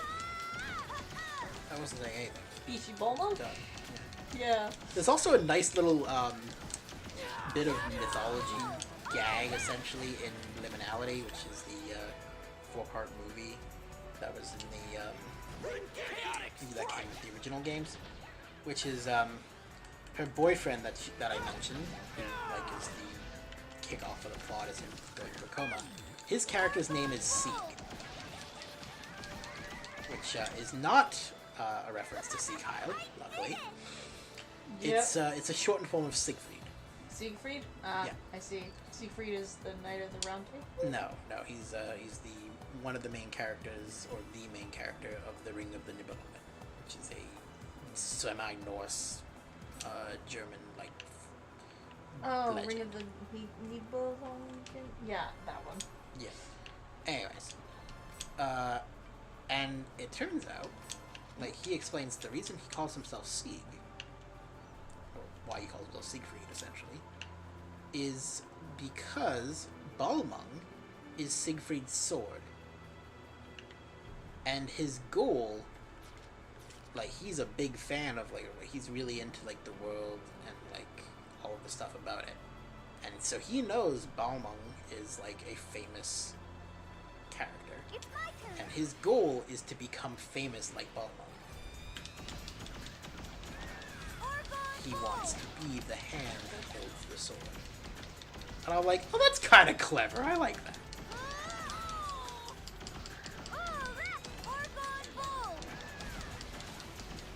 He wants to be like Bulma. His whole goal. That's cute. Naming reason. That is cute. Other name reasons we've been given in the fucking show is there's a character named BT. You want to know why her name is BT? Why is her name BT? Because she likes BLTs, but she's not a fan of lettuce. Not even kidding. Just bacon and tomato on a sandwich. That's Yep. your sandwich. Okay. Alright, girl. And she just named herself that. I mean, I'm sure we've all named ourselves something stupid when we were like, what, 12? Yeah, she's from Dot Hack Simon. I see. She's a very, very good character, but my god, when she explains her name, I was just like, are you serious, character? Like, girl. Girl. Lady. And like, I don't remember, but like, the whole conversation is between her and a character named Bear. And like, the whole deal is like, she's asking him what, like, she tells him that and then asks him why he's called Bear. And he's just like, maybe I'll tell you one day. And I think we do get an answer, and it's like a reference to like a book or something, but I don't remember. I see. What the reason was. I have to admit, my favorite kind of like hot sandwich is bacon, cheese, and tomato, preferably cheddar.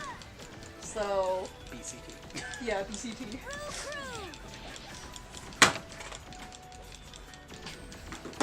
That's not good. That is not good. Stop doing that. Bunny has just destroyed our entire living room. No! Shut up! Everything is currently exploding. No, shut up! Oh my god, everything's fine. I just knocked over a can and dropped my tablet. Chill. I love you. There is poopy all over the walls. Stop! That is a I Game don't Grumps. even think anybody's gonna I was gonna say that is a Game Grumps reference. Dan, why is there poopy all over the walls? Oh god. That was nothing.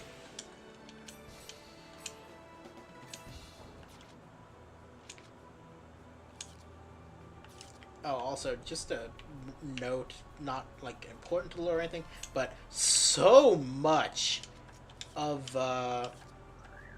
Dot Hack's like aesthetic and stuff for the world is based on like Celtic mythology. It's amazing.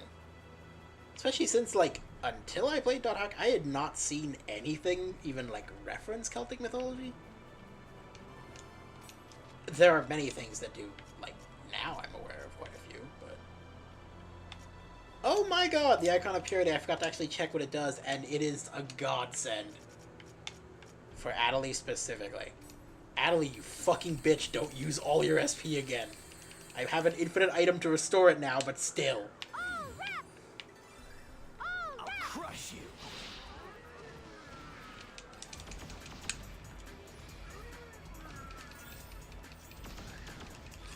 Almost done.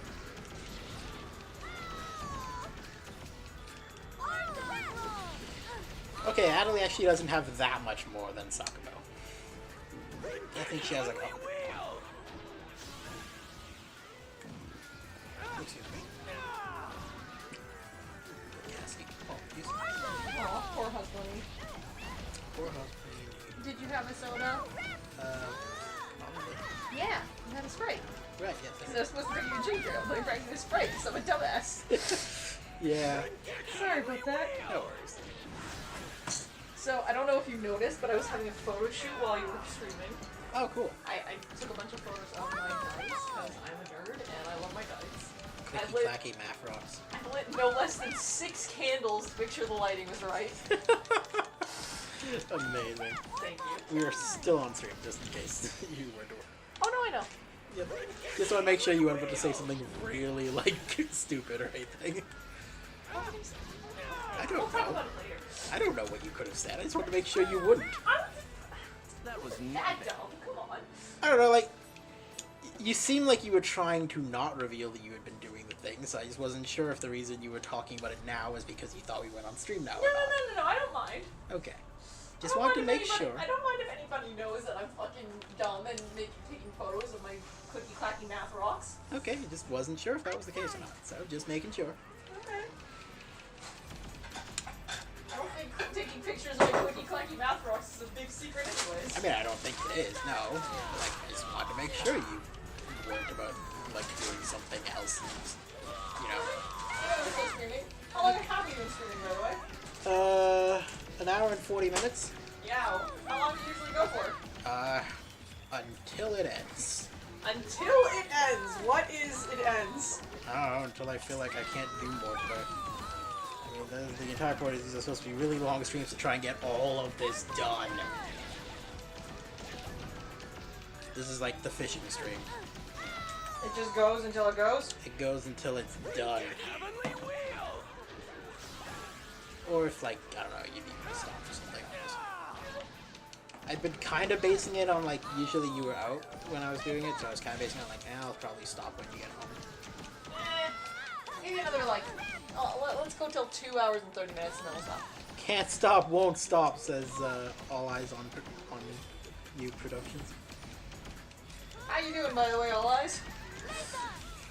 Which, once again, is static. Yeah, I know. I keep having to remind myself of that. Well, It's like every time he pops in, I'm like, who the? Oh right, yeah, Static. It used to be Static Face Productions, now it's All Eyes on You Productions. Cool name. I like Static Face a bit more, but I imagine the new name is, like, related to a new project or something. Can't stop, won't stop.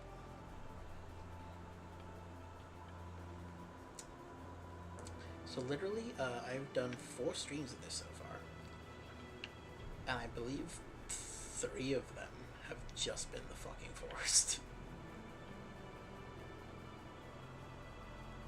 The forest sucks so hard.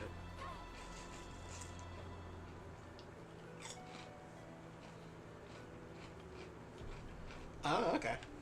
Been okay mostly. How about y'all? We've been doing alright. And yeah, I missed Static, but like my film prof wanted a better brand name when I started picking name trademarks in senior, and All Eyes on You was a better one. I don't know, I feel like Static Face Productions is a much better, like, name. Especially considering, from like, what I understand, what you do is kind of like, sort of horror, sort of speculative horror type stuff.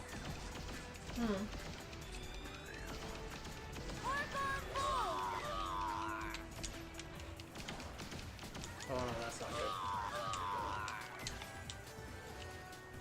Sakura has died.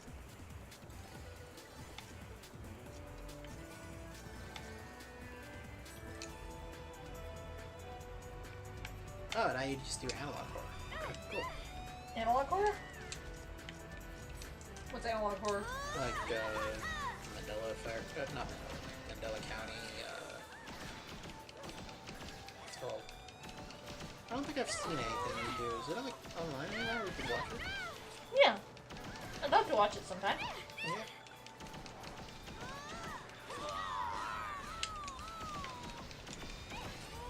Oh man, Linkara did a thing. I never actually finished watching it. It's called Winter of '83. I need to finish watching that one.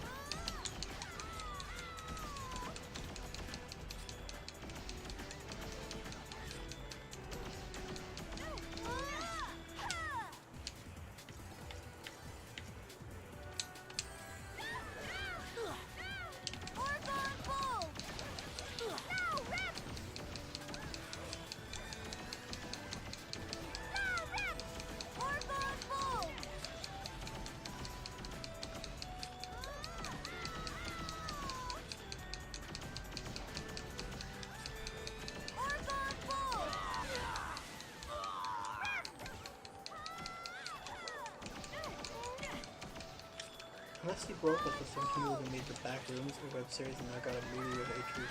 It's all on my channel. I don't really do analog horror or any of that nowadays. Trying to get into the movie scene, it's hard with the internet stuff.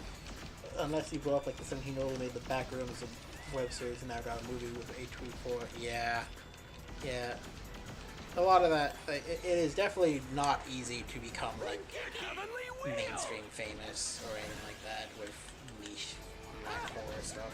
Like, even a lot of the bigger ones don't. like Mandela County and Walton Files, Local 58 That was stuff. None of those are like mainstream famous. It's just kind of niche famous. Yeah. So yeah, no, I'm not surprised it's difficult. I can't tell if that's because like we as a fandom only really talk about our fandom interests with other people that are already interested in our fandom, so it kind of stays there. I mean, maybe.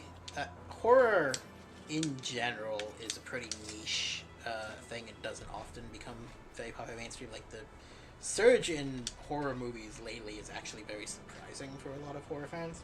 Huh. Because it was always kind of like a fairly lesser-known genre. Well, not lesser-known, that's not right. Lesser enjoyed. Mm-hmm. Very niche. Like, you had your big names, but... Like Friday the 13th Yeah, I was and gonna say, Jason like- and stuff. That's the same thing. Yes, it is. Look how much I watch horror. Yeah. Want to clap for their kind of even doing it for fame, really. Just kind of want to make my own movies because I like specific horror that no one makes onto the big screen. Also, Mandela may have a deal in the works. Oh, really? I have not heard of that. That's cool. That's Good so on cool. them. Good on them. But yeah, like, whether you're in it for fame or not, no, I get it. You don't necessarily do it because you want to be famous, but being famous or getting the recognition lets you do bigger and better things. So, yeah. Alexis Internet. Oh, cool.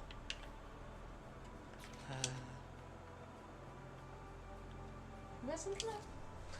No, Alex has hinted at it. Hasn't hinted at the deal Axe kissed to be the Mandela project. Ah. Mandela County. Why do I keep saying the wrong thing now? I have no idea. What do I do? Chaotic strike. Anyways, good on him. He deserves it. Mandela County is awesome. I'm sure you deserve it too. I'm sure your stuff is awesome. And I hope you, make it. Chaotic strike. There's 3 examples of good internet niche movies that have come out. Most of the actual movies made, not so good, but anyways.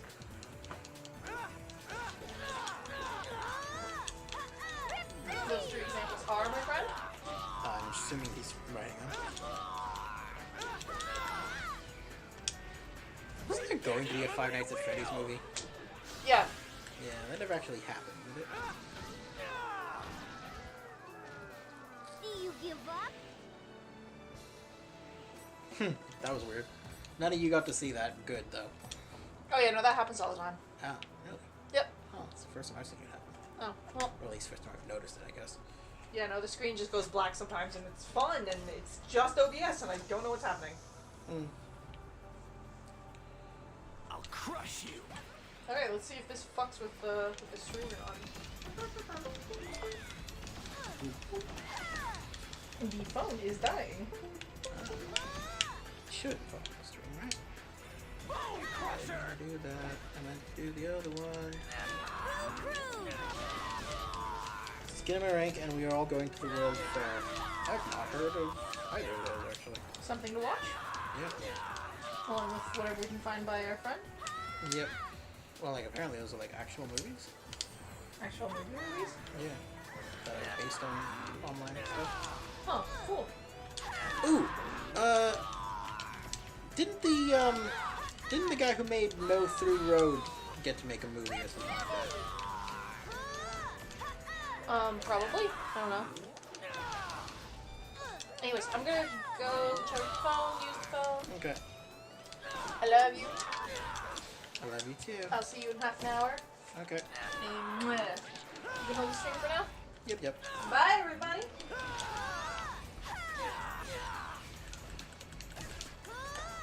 Mwah. Mwah. Heavenly wheel. And Paranormal Paranoid are making it. Paranormal Paranoid? Aren't those the ones who, like, disappeared? Like, didn't they stop suddenly and no one knew what happened to them?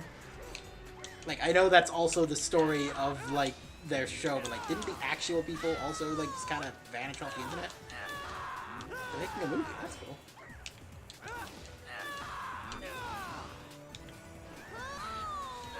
No Through Road is... I've been watching a lot of, what's it called? Dick Nocturne.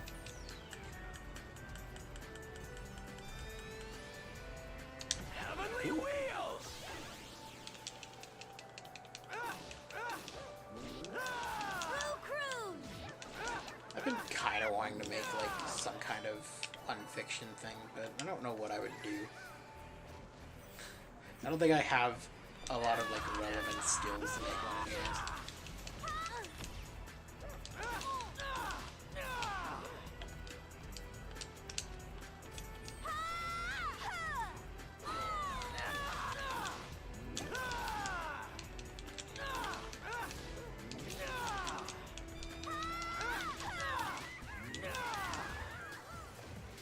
Have you learned your lesson?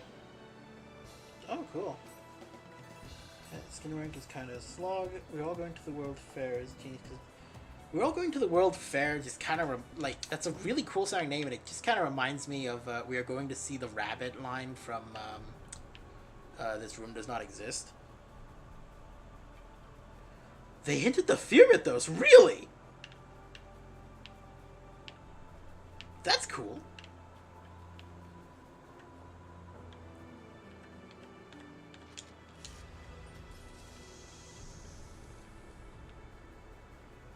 I mean, I'm not surprised about Slenderman.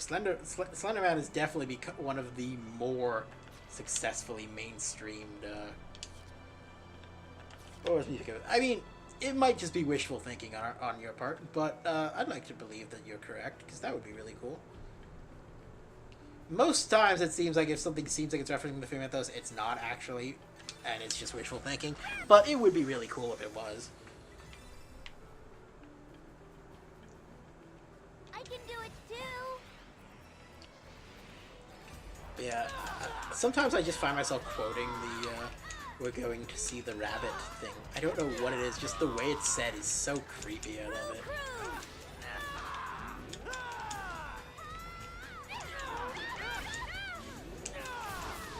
The ending is just so evil.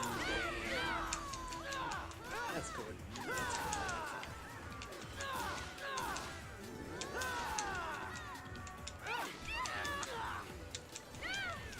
Yo-ho-ho.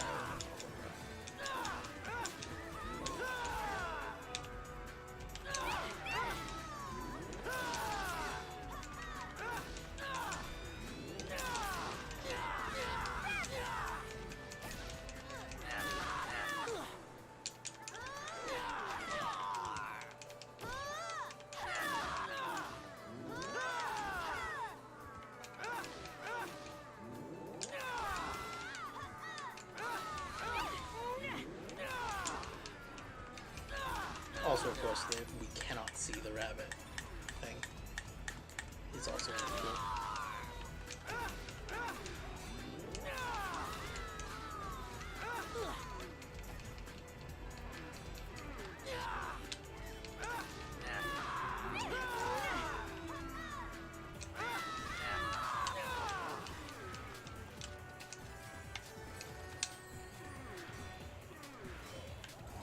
I was just on my phone for the first 2 months. I feel like that a few months I cashed them in Mara and taken the net with parent.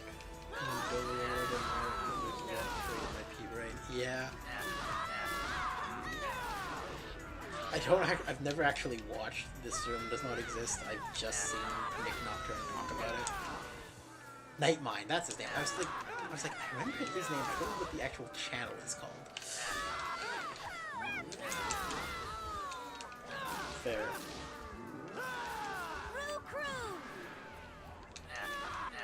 I should actually watch one of the things that he talks about. I did watch one. He was talking about a unfiction series called what's it called? Heavenly wheels! I did that with Winter 83. Yeah, I actually want to watch Winter 83 because I'm a huge fan of Linkara, but I haven't watched it yet. And I have actually been watching Mandela. I have actually been watching Monument Mythos, which season 3 started. Okay, didn't expect that. Heavenly wheel! So we had to get that notification. Yeah, I know, right? Oh man, Season 3 is nuts again, man. Yeah, I don't know what's happening. I do not understand. Oh, man.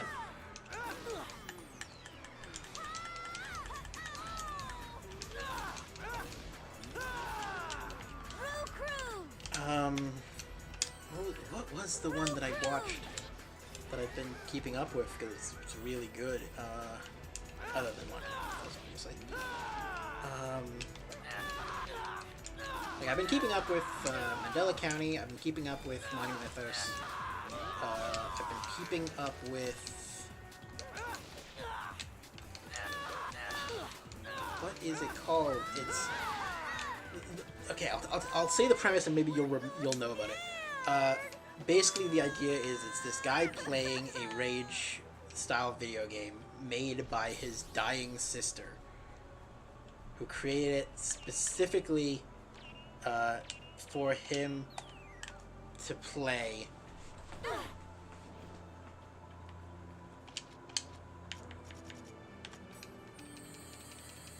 Diminish. Yeah, Diminish. I love Diminish. It's so good. And yes, it made me cry on a few occasions as well.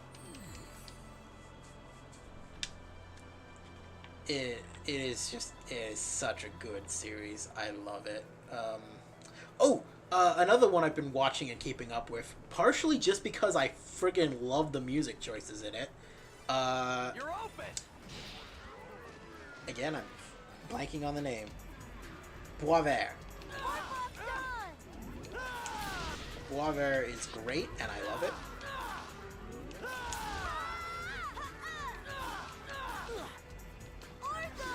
I could just listen to the music in the continue video for days. I do not have any clue what is going on in most of it, but it's freaking awesome. Heavenly Wheels.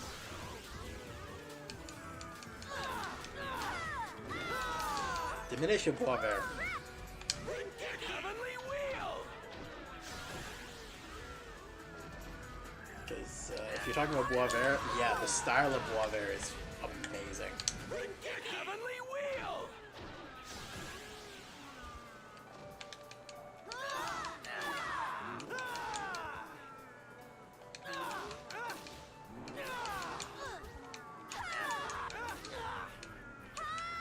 Also, the last thing I was expecting from Boisvert, but very happy to receive, was a freaking, like, rap video. I didn't even break a sweat.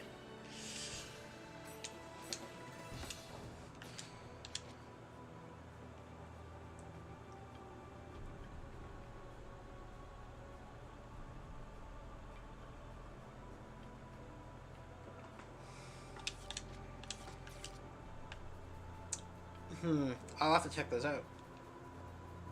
Oh, you know what else I've been... Yeah, I actually found Nightmind because I watched a series and then found out, and then wanted to find out what the fuck I just watched. The series was This House Has People in It. And I watched that and then was like, what the fuck did I just watch? What is this? And I found the Nightmind video on it. And then, from there, I went and watched the rest of infomercials, including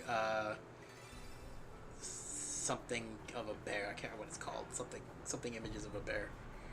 And other stuff. And I am a huge fan of Alan Resnick now, so that's a thing. And also just the rest of infomercials is really good. Unedited footage of a bear, that's it. Thank you. Why am I struggling so hard with the names of these? Also, the song and unedited footage of a bear is also amazing.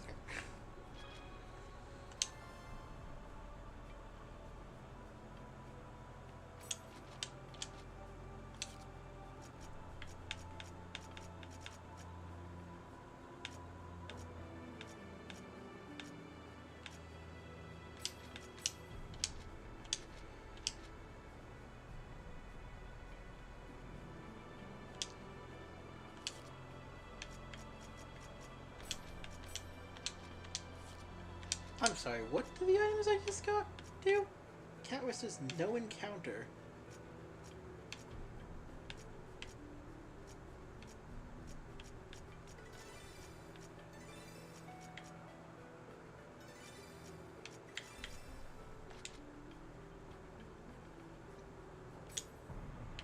Interesting. And what was the other one I just got?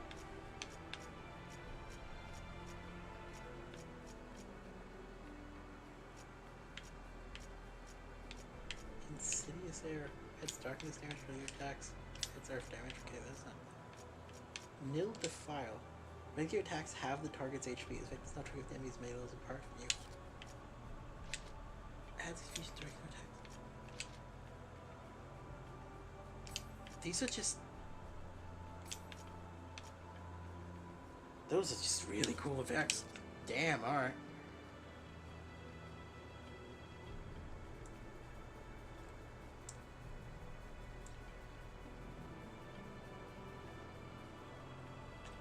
It's my turn.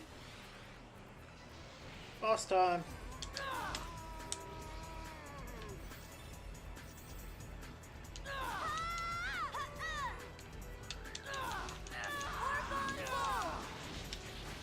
He's not taking any damage. That's not ideal. Why is he not taking any damage?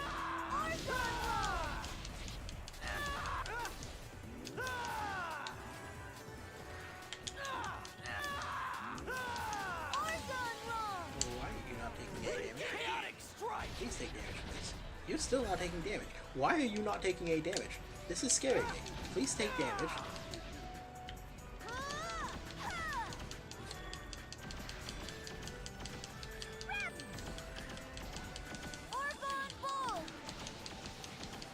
I literally do not remember or understand why this thing is taking no damage.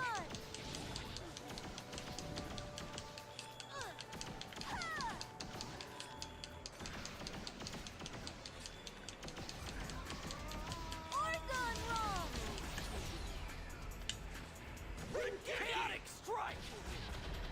It's taking. It took damage for a second there. Doing a bit of damage. Now. Does it just have like really high defense or something? What is happening here?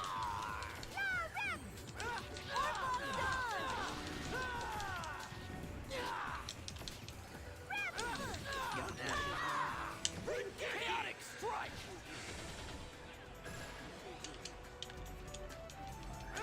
Characterized by air notice and trying to school using after effects in 3D space. That's hilarious. Also, I just remembered. What did you just remember? We did it!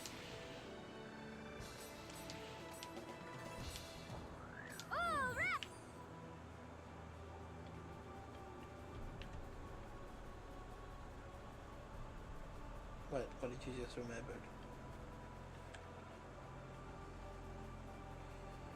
Thornbaker makes the 3 yard from Mandela play Slasher Davis made a parody of Mandela using Breaking Bad. Really?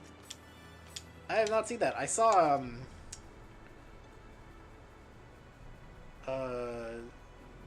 something I can't remember what it was called.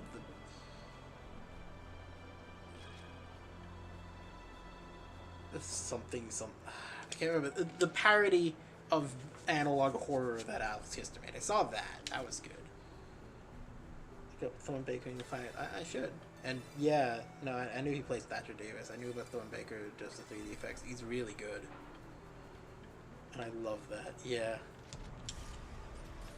What was the... why can I not remember the names of any of these things?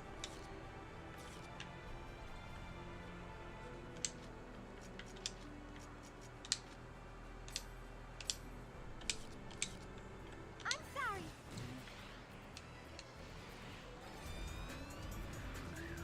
Done wrong. All right.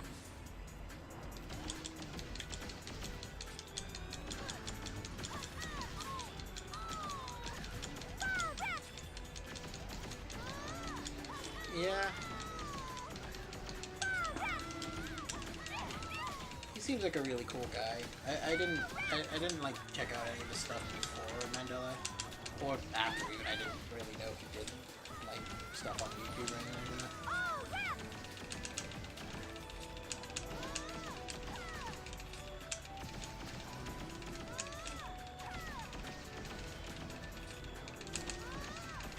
Okay, now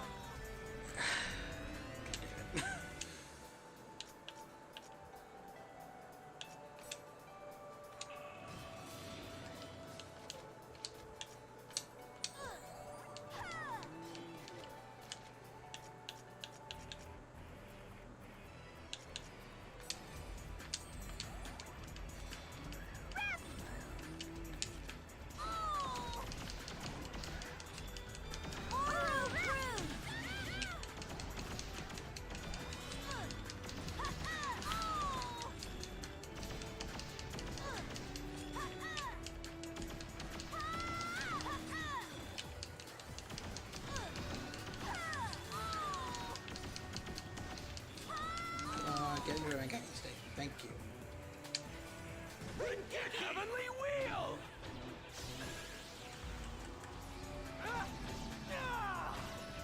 Wow, he's a raptor. That's cool. That's cool. Fairy who was part of Rap Group, I listened to just and Alex and him got into business together. Oh my god, that's cool. And yeah, no, his art absolutely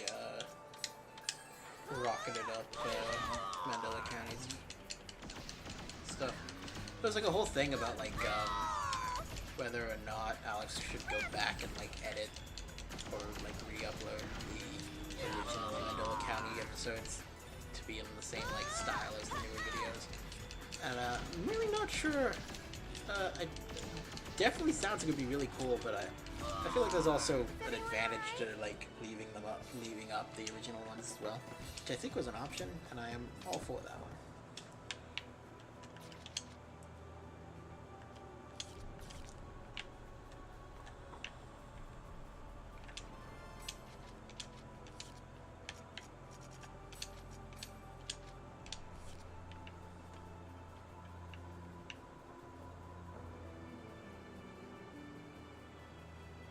You know who else I used to really like and used to keep up with him? I haven't checked on it in a while, and I really should. Do you remember? Did you ever hear about a guy called Syriac?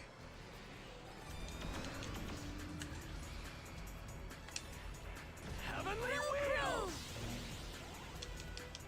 Yeah, I was a major fan of Syriac's work.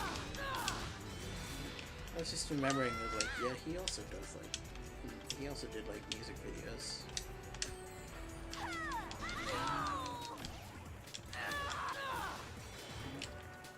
Vaguely know the name.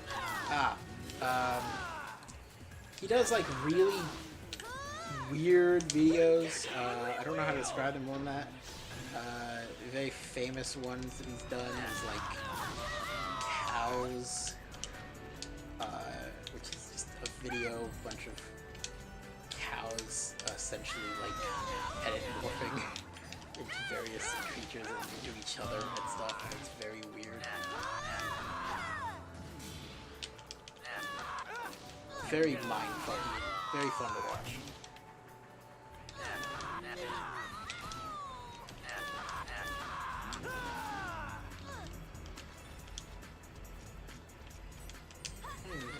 One more relaxed one.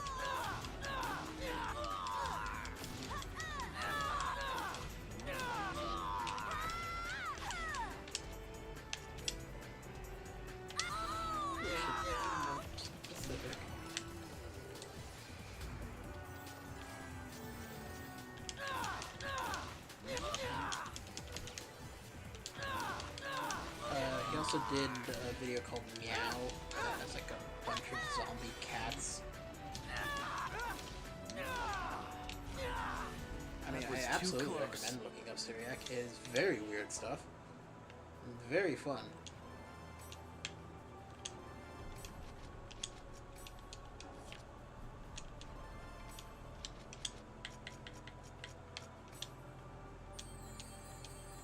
Finishing up the hell that my classmates will have to put up with. Ah, fun. No, Rip!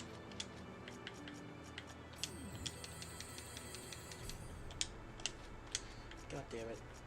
I shouldn't have done Purity Focus. I should have healed everyone first, because then she fucking tried to heal everyone herself.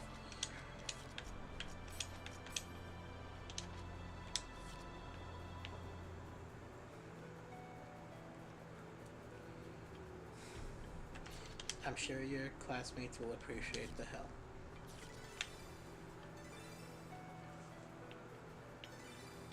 It's my turn to play. When people yell, "What the hell?" What they're really saying is, "Oh, I appreciate this."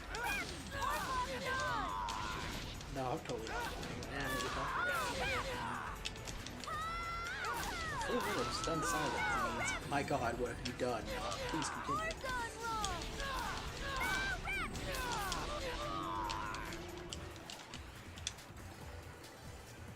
For context, that is from things Mr. Welch is no longer allowed to do in an RPG.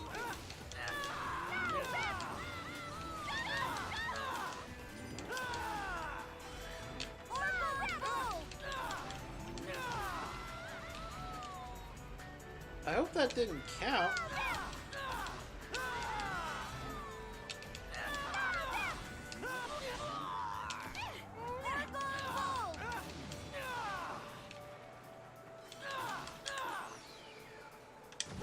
Heavenly wheel!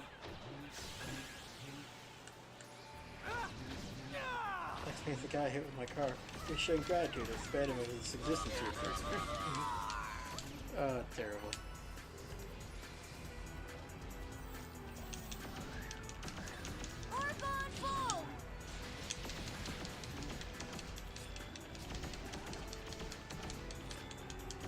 That was too close.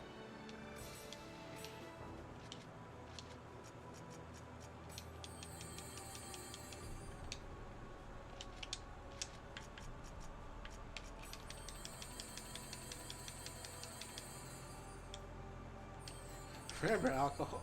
Alcohol is God's gift for making us sentient. I like that. That's funny. Oh, thank God it didn't count.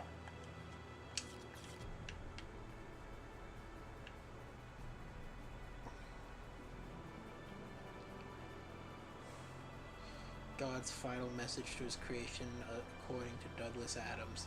We apologize for the inconvenience. You're damn right. You're open!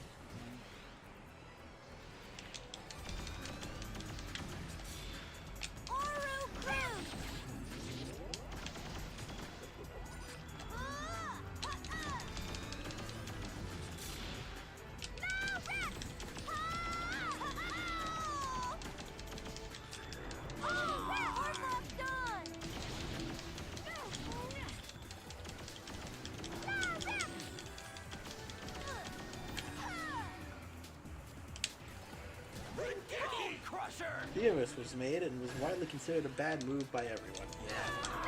God, I love Douglas Adams. I have actually read all of the Hitchhiker's Guide to the Galaxy books. All 6 of them. And yes, the last one was not actually written entirely by Douglas Adams. Part of it was.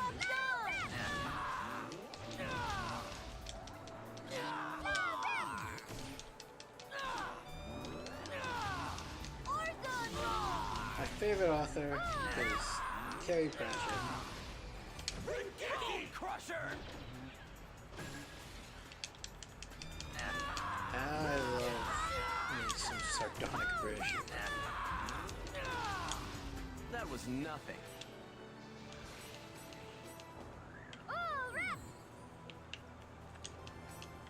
And I'm pretty sure Douglas Adams at least partly inspired some of Terry's writing. They definitely have a lot of similarities.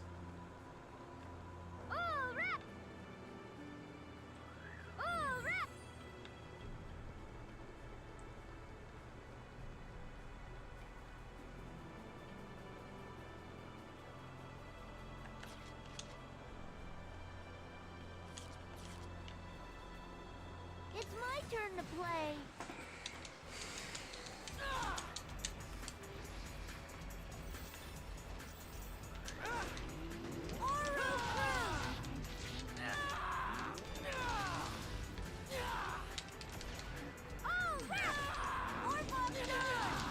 I get that. I definitely recommend it. He is absolutely my favorite writer. The Discord series is the best thing ever to have been made by a human, and that includes everything I've ever written.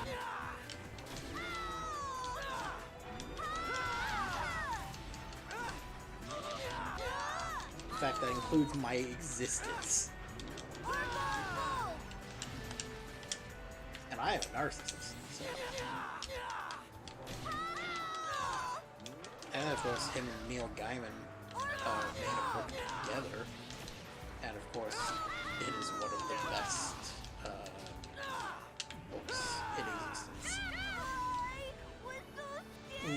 Ego. Yep.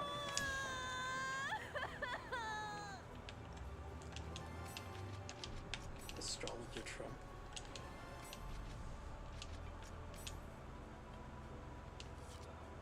Oh, fallacy. Because you already got me into the fear of those. I for myself. Just the confidence. Thank you. Yes.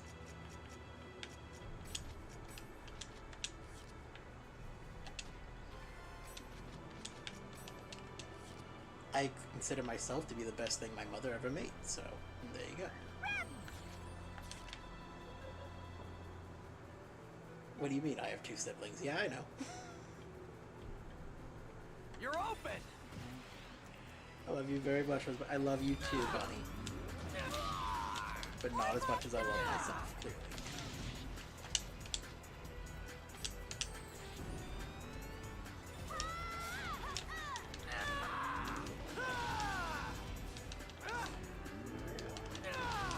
My brother watches our stream, the little bro. I'm sure he knows.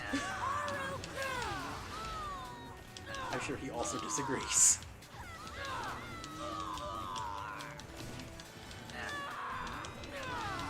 Jeez. Rip to Brother Bunny. Indeed, rip to Bro Bunny. Well, that being said, I actually don't know if he's still watching those streams. He knows you're kidding. Yes. Kidding is the thing I'm doing right now. Hey, is it that wrong to think that you are the best of your siblings?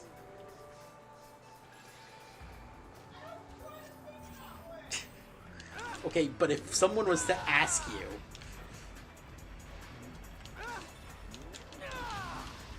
You would consider yourself to be the best of your siblings. I know you would. I wouldn't try to compare That myself was nothing. to begin with. You're so rude, Husbunny. Mwah. Here, have some sassy chips, you sassy bitch.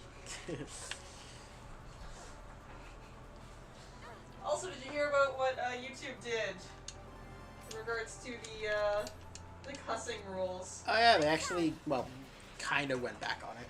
A little bit, baby steps backwards. They took some baby steps backwards and have actually, like, qualified and changed the retroactive nature of it, seemingly, to a degree. So that's good. That's a minimum fucking reached. Thank you, YouTube. I was reminded because I was cussing and not saying YouTube. Yeah. What? I lose that battle in comparison. I chose the art life, looks out window, a cigarette, never been touched by a woman. Oh no. The artiste.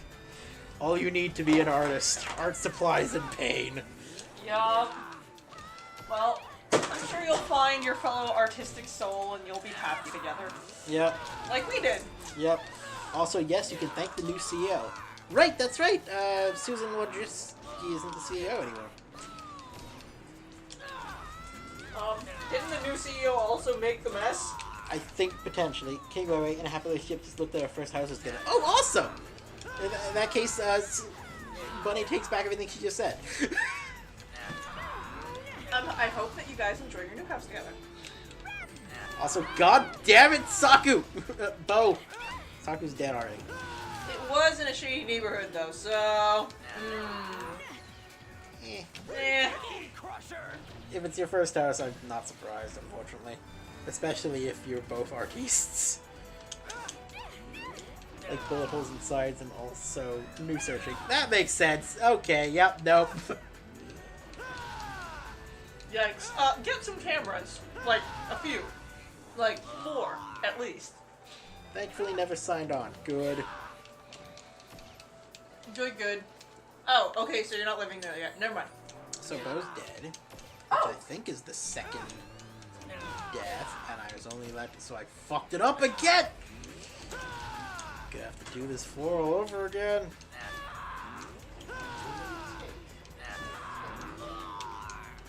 What's it take to take? Fade to take.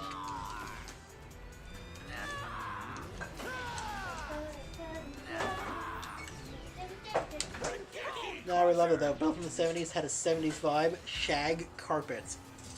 Everyone alright? Bro. Bro, I'm kind of jealous though, cause like I've been living on hardwood floor this whole time, and I fucking hate it, and I miss the soft feeling of carpet. Yeah. I would trade you, but that would mean living in the States. So no. I remember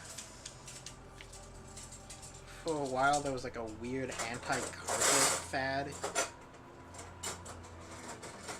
In the schools? No, like in general, like everyone was like removing their carpets. Because they are incredibly high maintenance materials.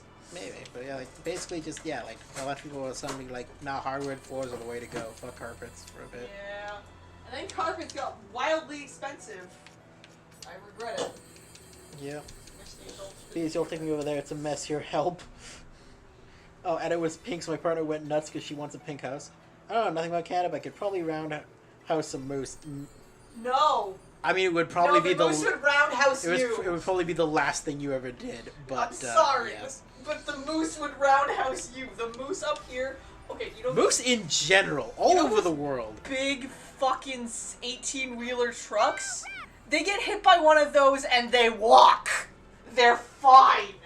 And like Jeeps and shit that hit them tend to be the ones who come out worse.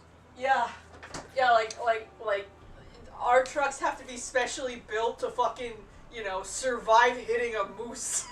Because those moose are just fucking deer on steroids. I saw one on vacation debated doing it as a power move. No! Just to say I did it. I don't think you'd get to say it. I don't think you get to say anything if you roundhouse kick a moose. I'm pretty sure the moose would whip out a pistol and shoot you. Not sure about that, but You're open. It's why we don't have guns. The moose stole them.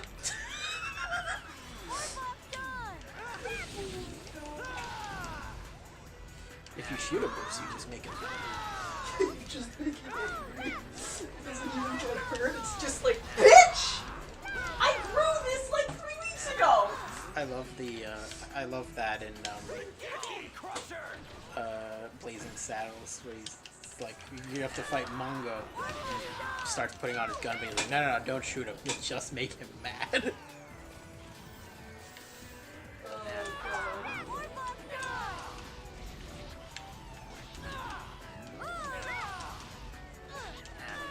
What was that? I am making a cake.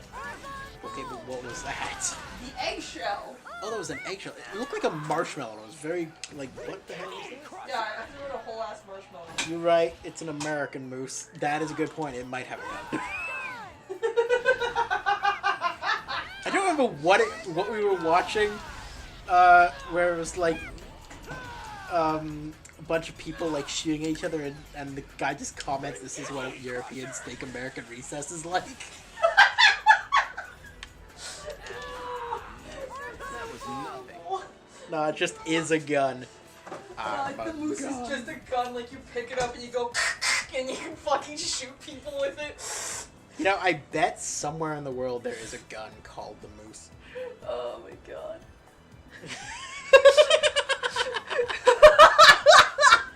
Opens its mouth and just puts 13 buckshots in my body at a 15 high-speed caliber. Oh my god. Oh, this is great. 10 out of 10 conversation. Absolutely. Oh god.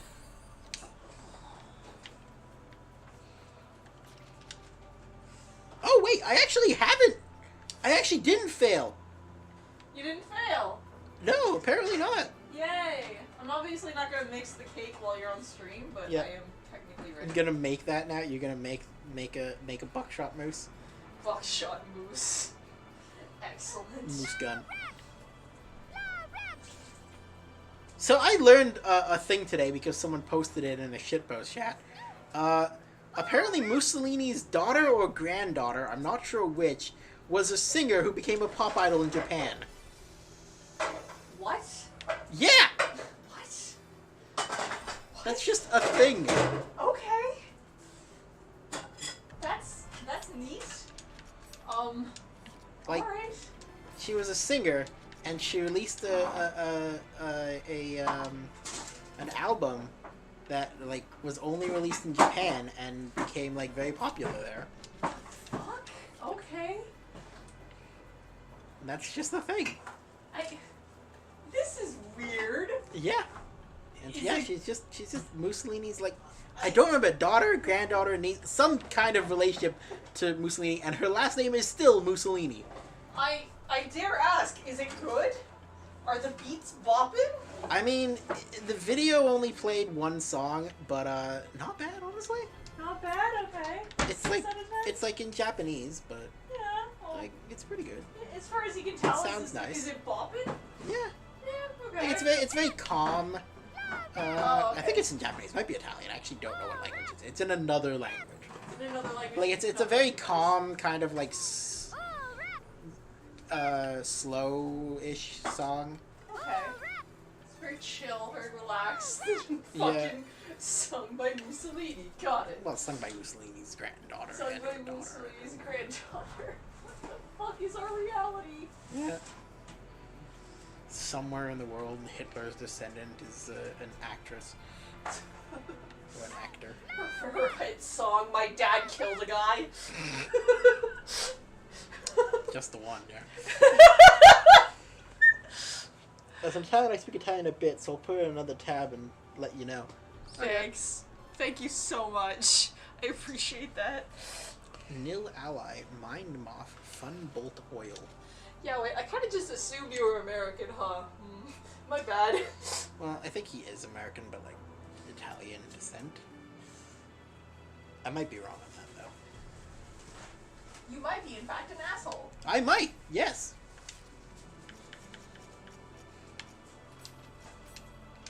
Do you want the cake to be any particular color? Like pink? American of Italian descent. I was right! Wahahaha! Nice! Pink? Yes. Pink sounds good. Pink cake.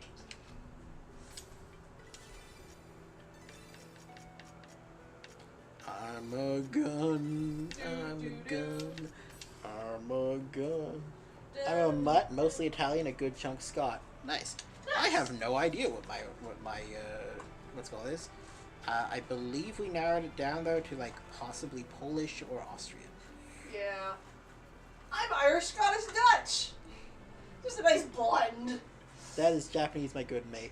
Yeah, like I was pretty sure it was, but like I was having a lot of trouble like hearing the lyrics when I was listening to it, so I couldn't tell what language it was. I just knew it wasn't English.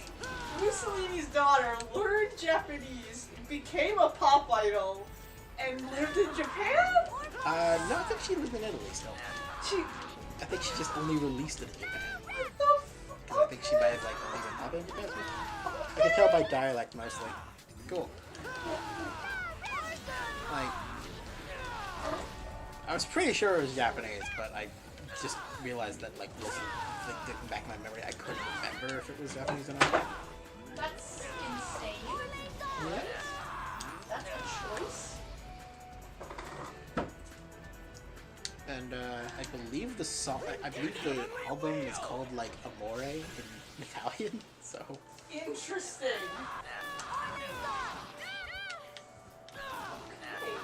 Okay. Weird. yep. Yeah, someone just posted this information along with one of the songs off it called Tokyo Fantasy. Just in the apocalyptic shitpost chat. Okay. So I learned that today. That's definitely some information that I didn't have before. I don't know what to do with it, but thank you. Yeah, I don't know what to do with this information.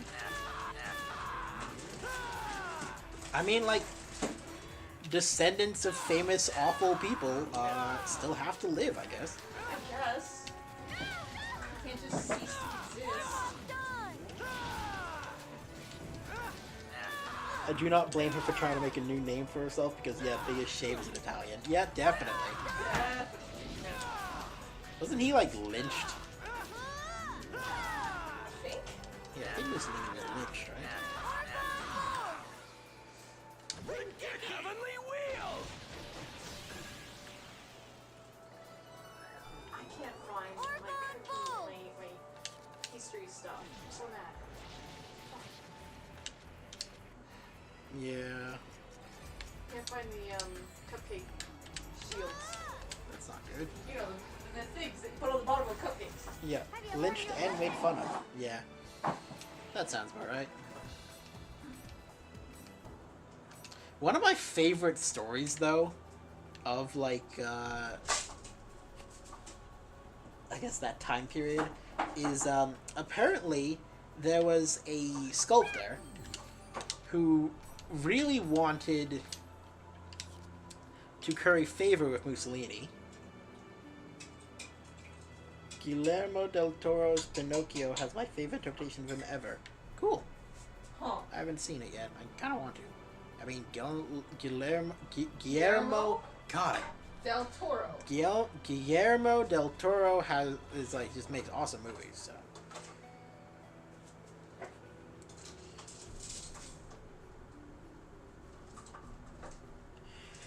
But yeah, so the sculptor, sorry, wanted to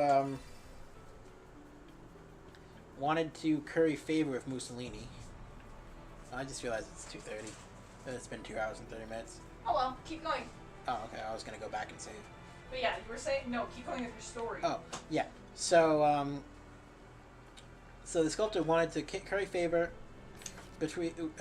with Mussolini, so he made a statue of Mussolini, and the statue is standing on a statue of the sculptor's head. Like he's crushing the head of the sculptor under his boot. Amazing. I love that. That is hilarious. Insane. Like, how do I make this this dictator like me? Have them just stand on top of me. Yep, just have them crushing my skull in this statue I'm making them. Okay, that's a choice. Yep, I love it. It's genius. Like, I don't even know whether I can, like, hate the sculptor, because, like... You're kind of just stuck living under this crazy person. Yeah, like, you're and stuck you living don't under want to Mussolini, die. you're probably not going to, like, you're probably your only way to succeed as, like, any kind of artist is to curry favor with the guy who controls everything, so, like... Anyways, thank you very much for coming. I enjoyed talking to you. Goodbye, everybody. Goodbye, everybody. Okay, Husbunny. Stop streaming button. There you go. You're so good at this. What's it called? It's gone.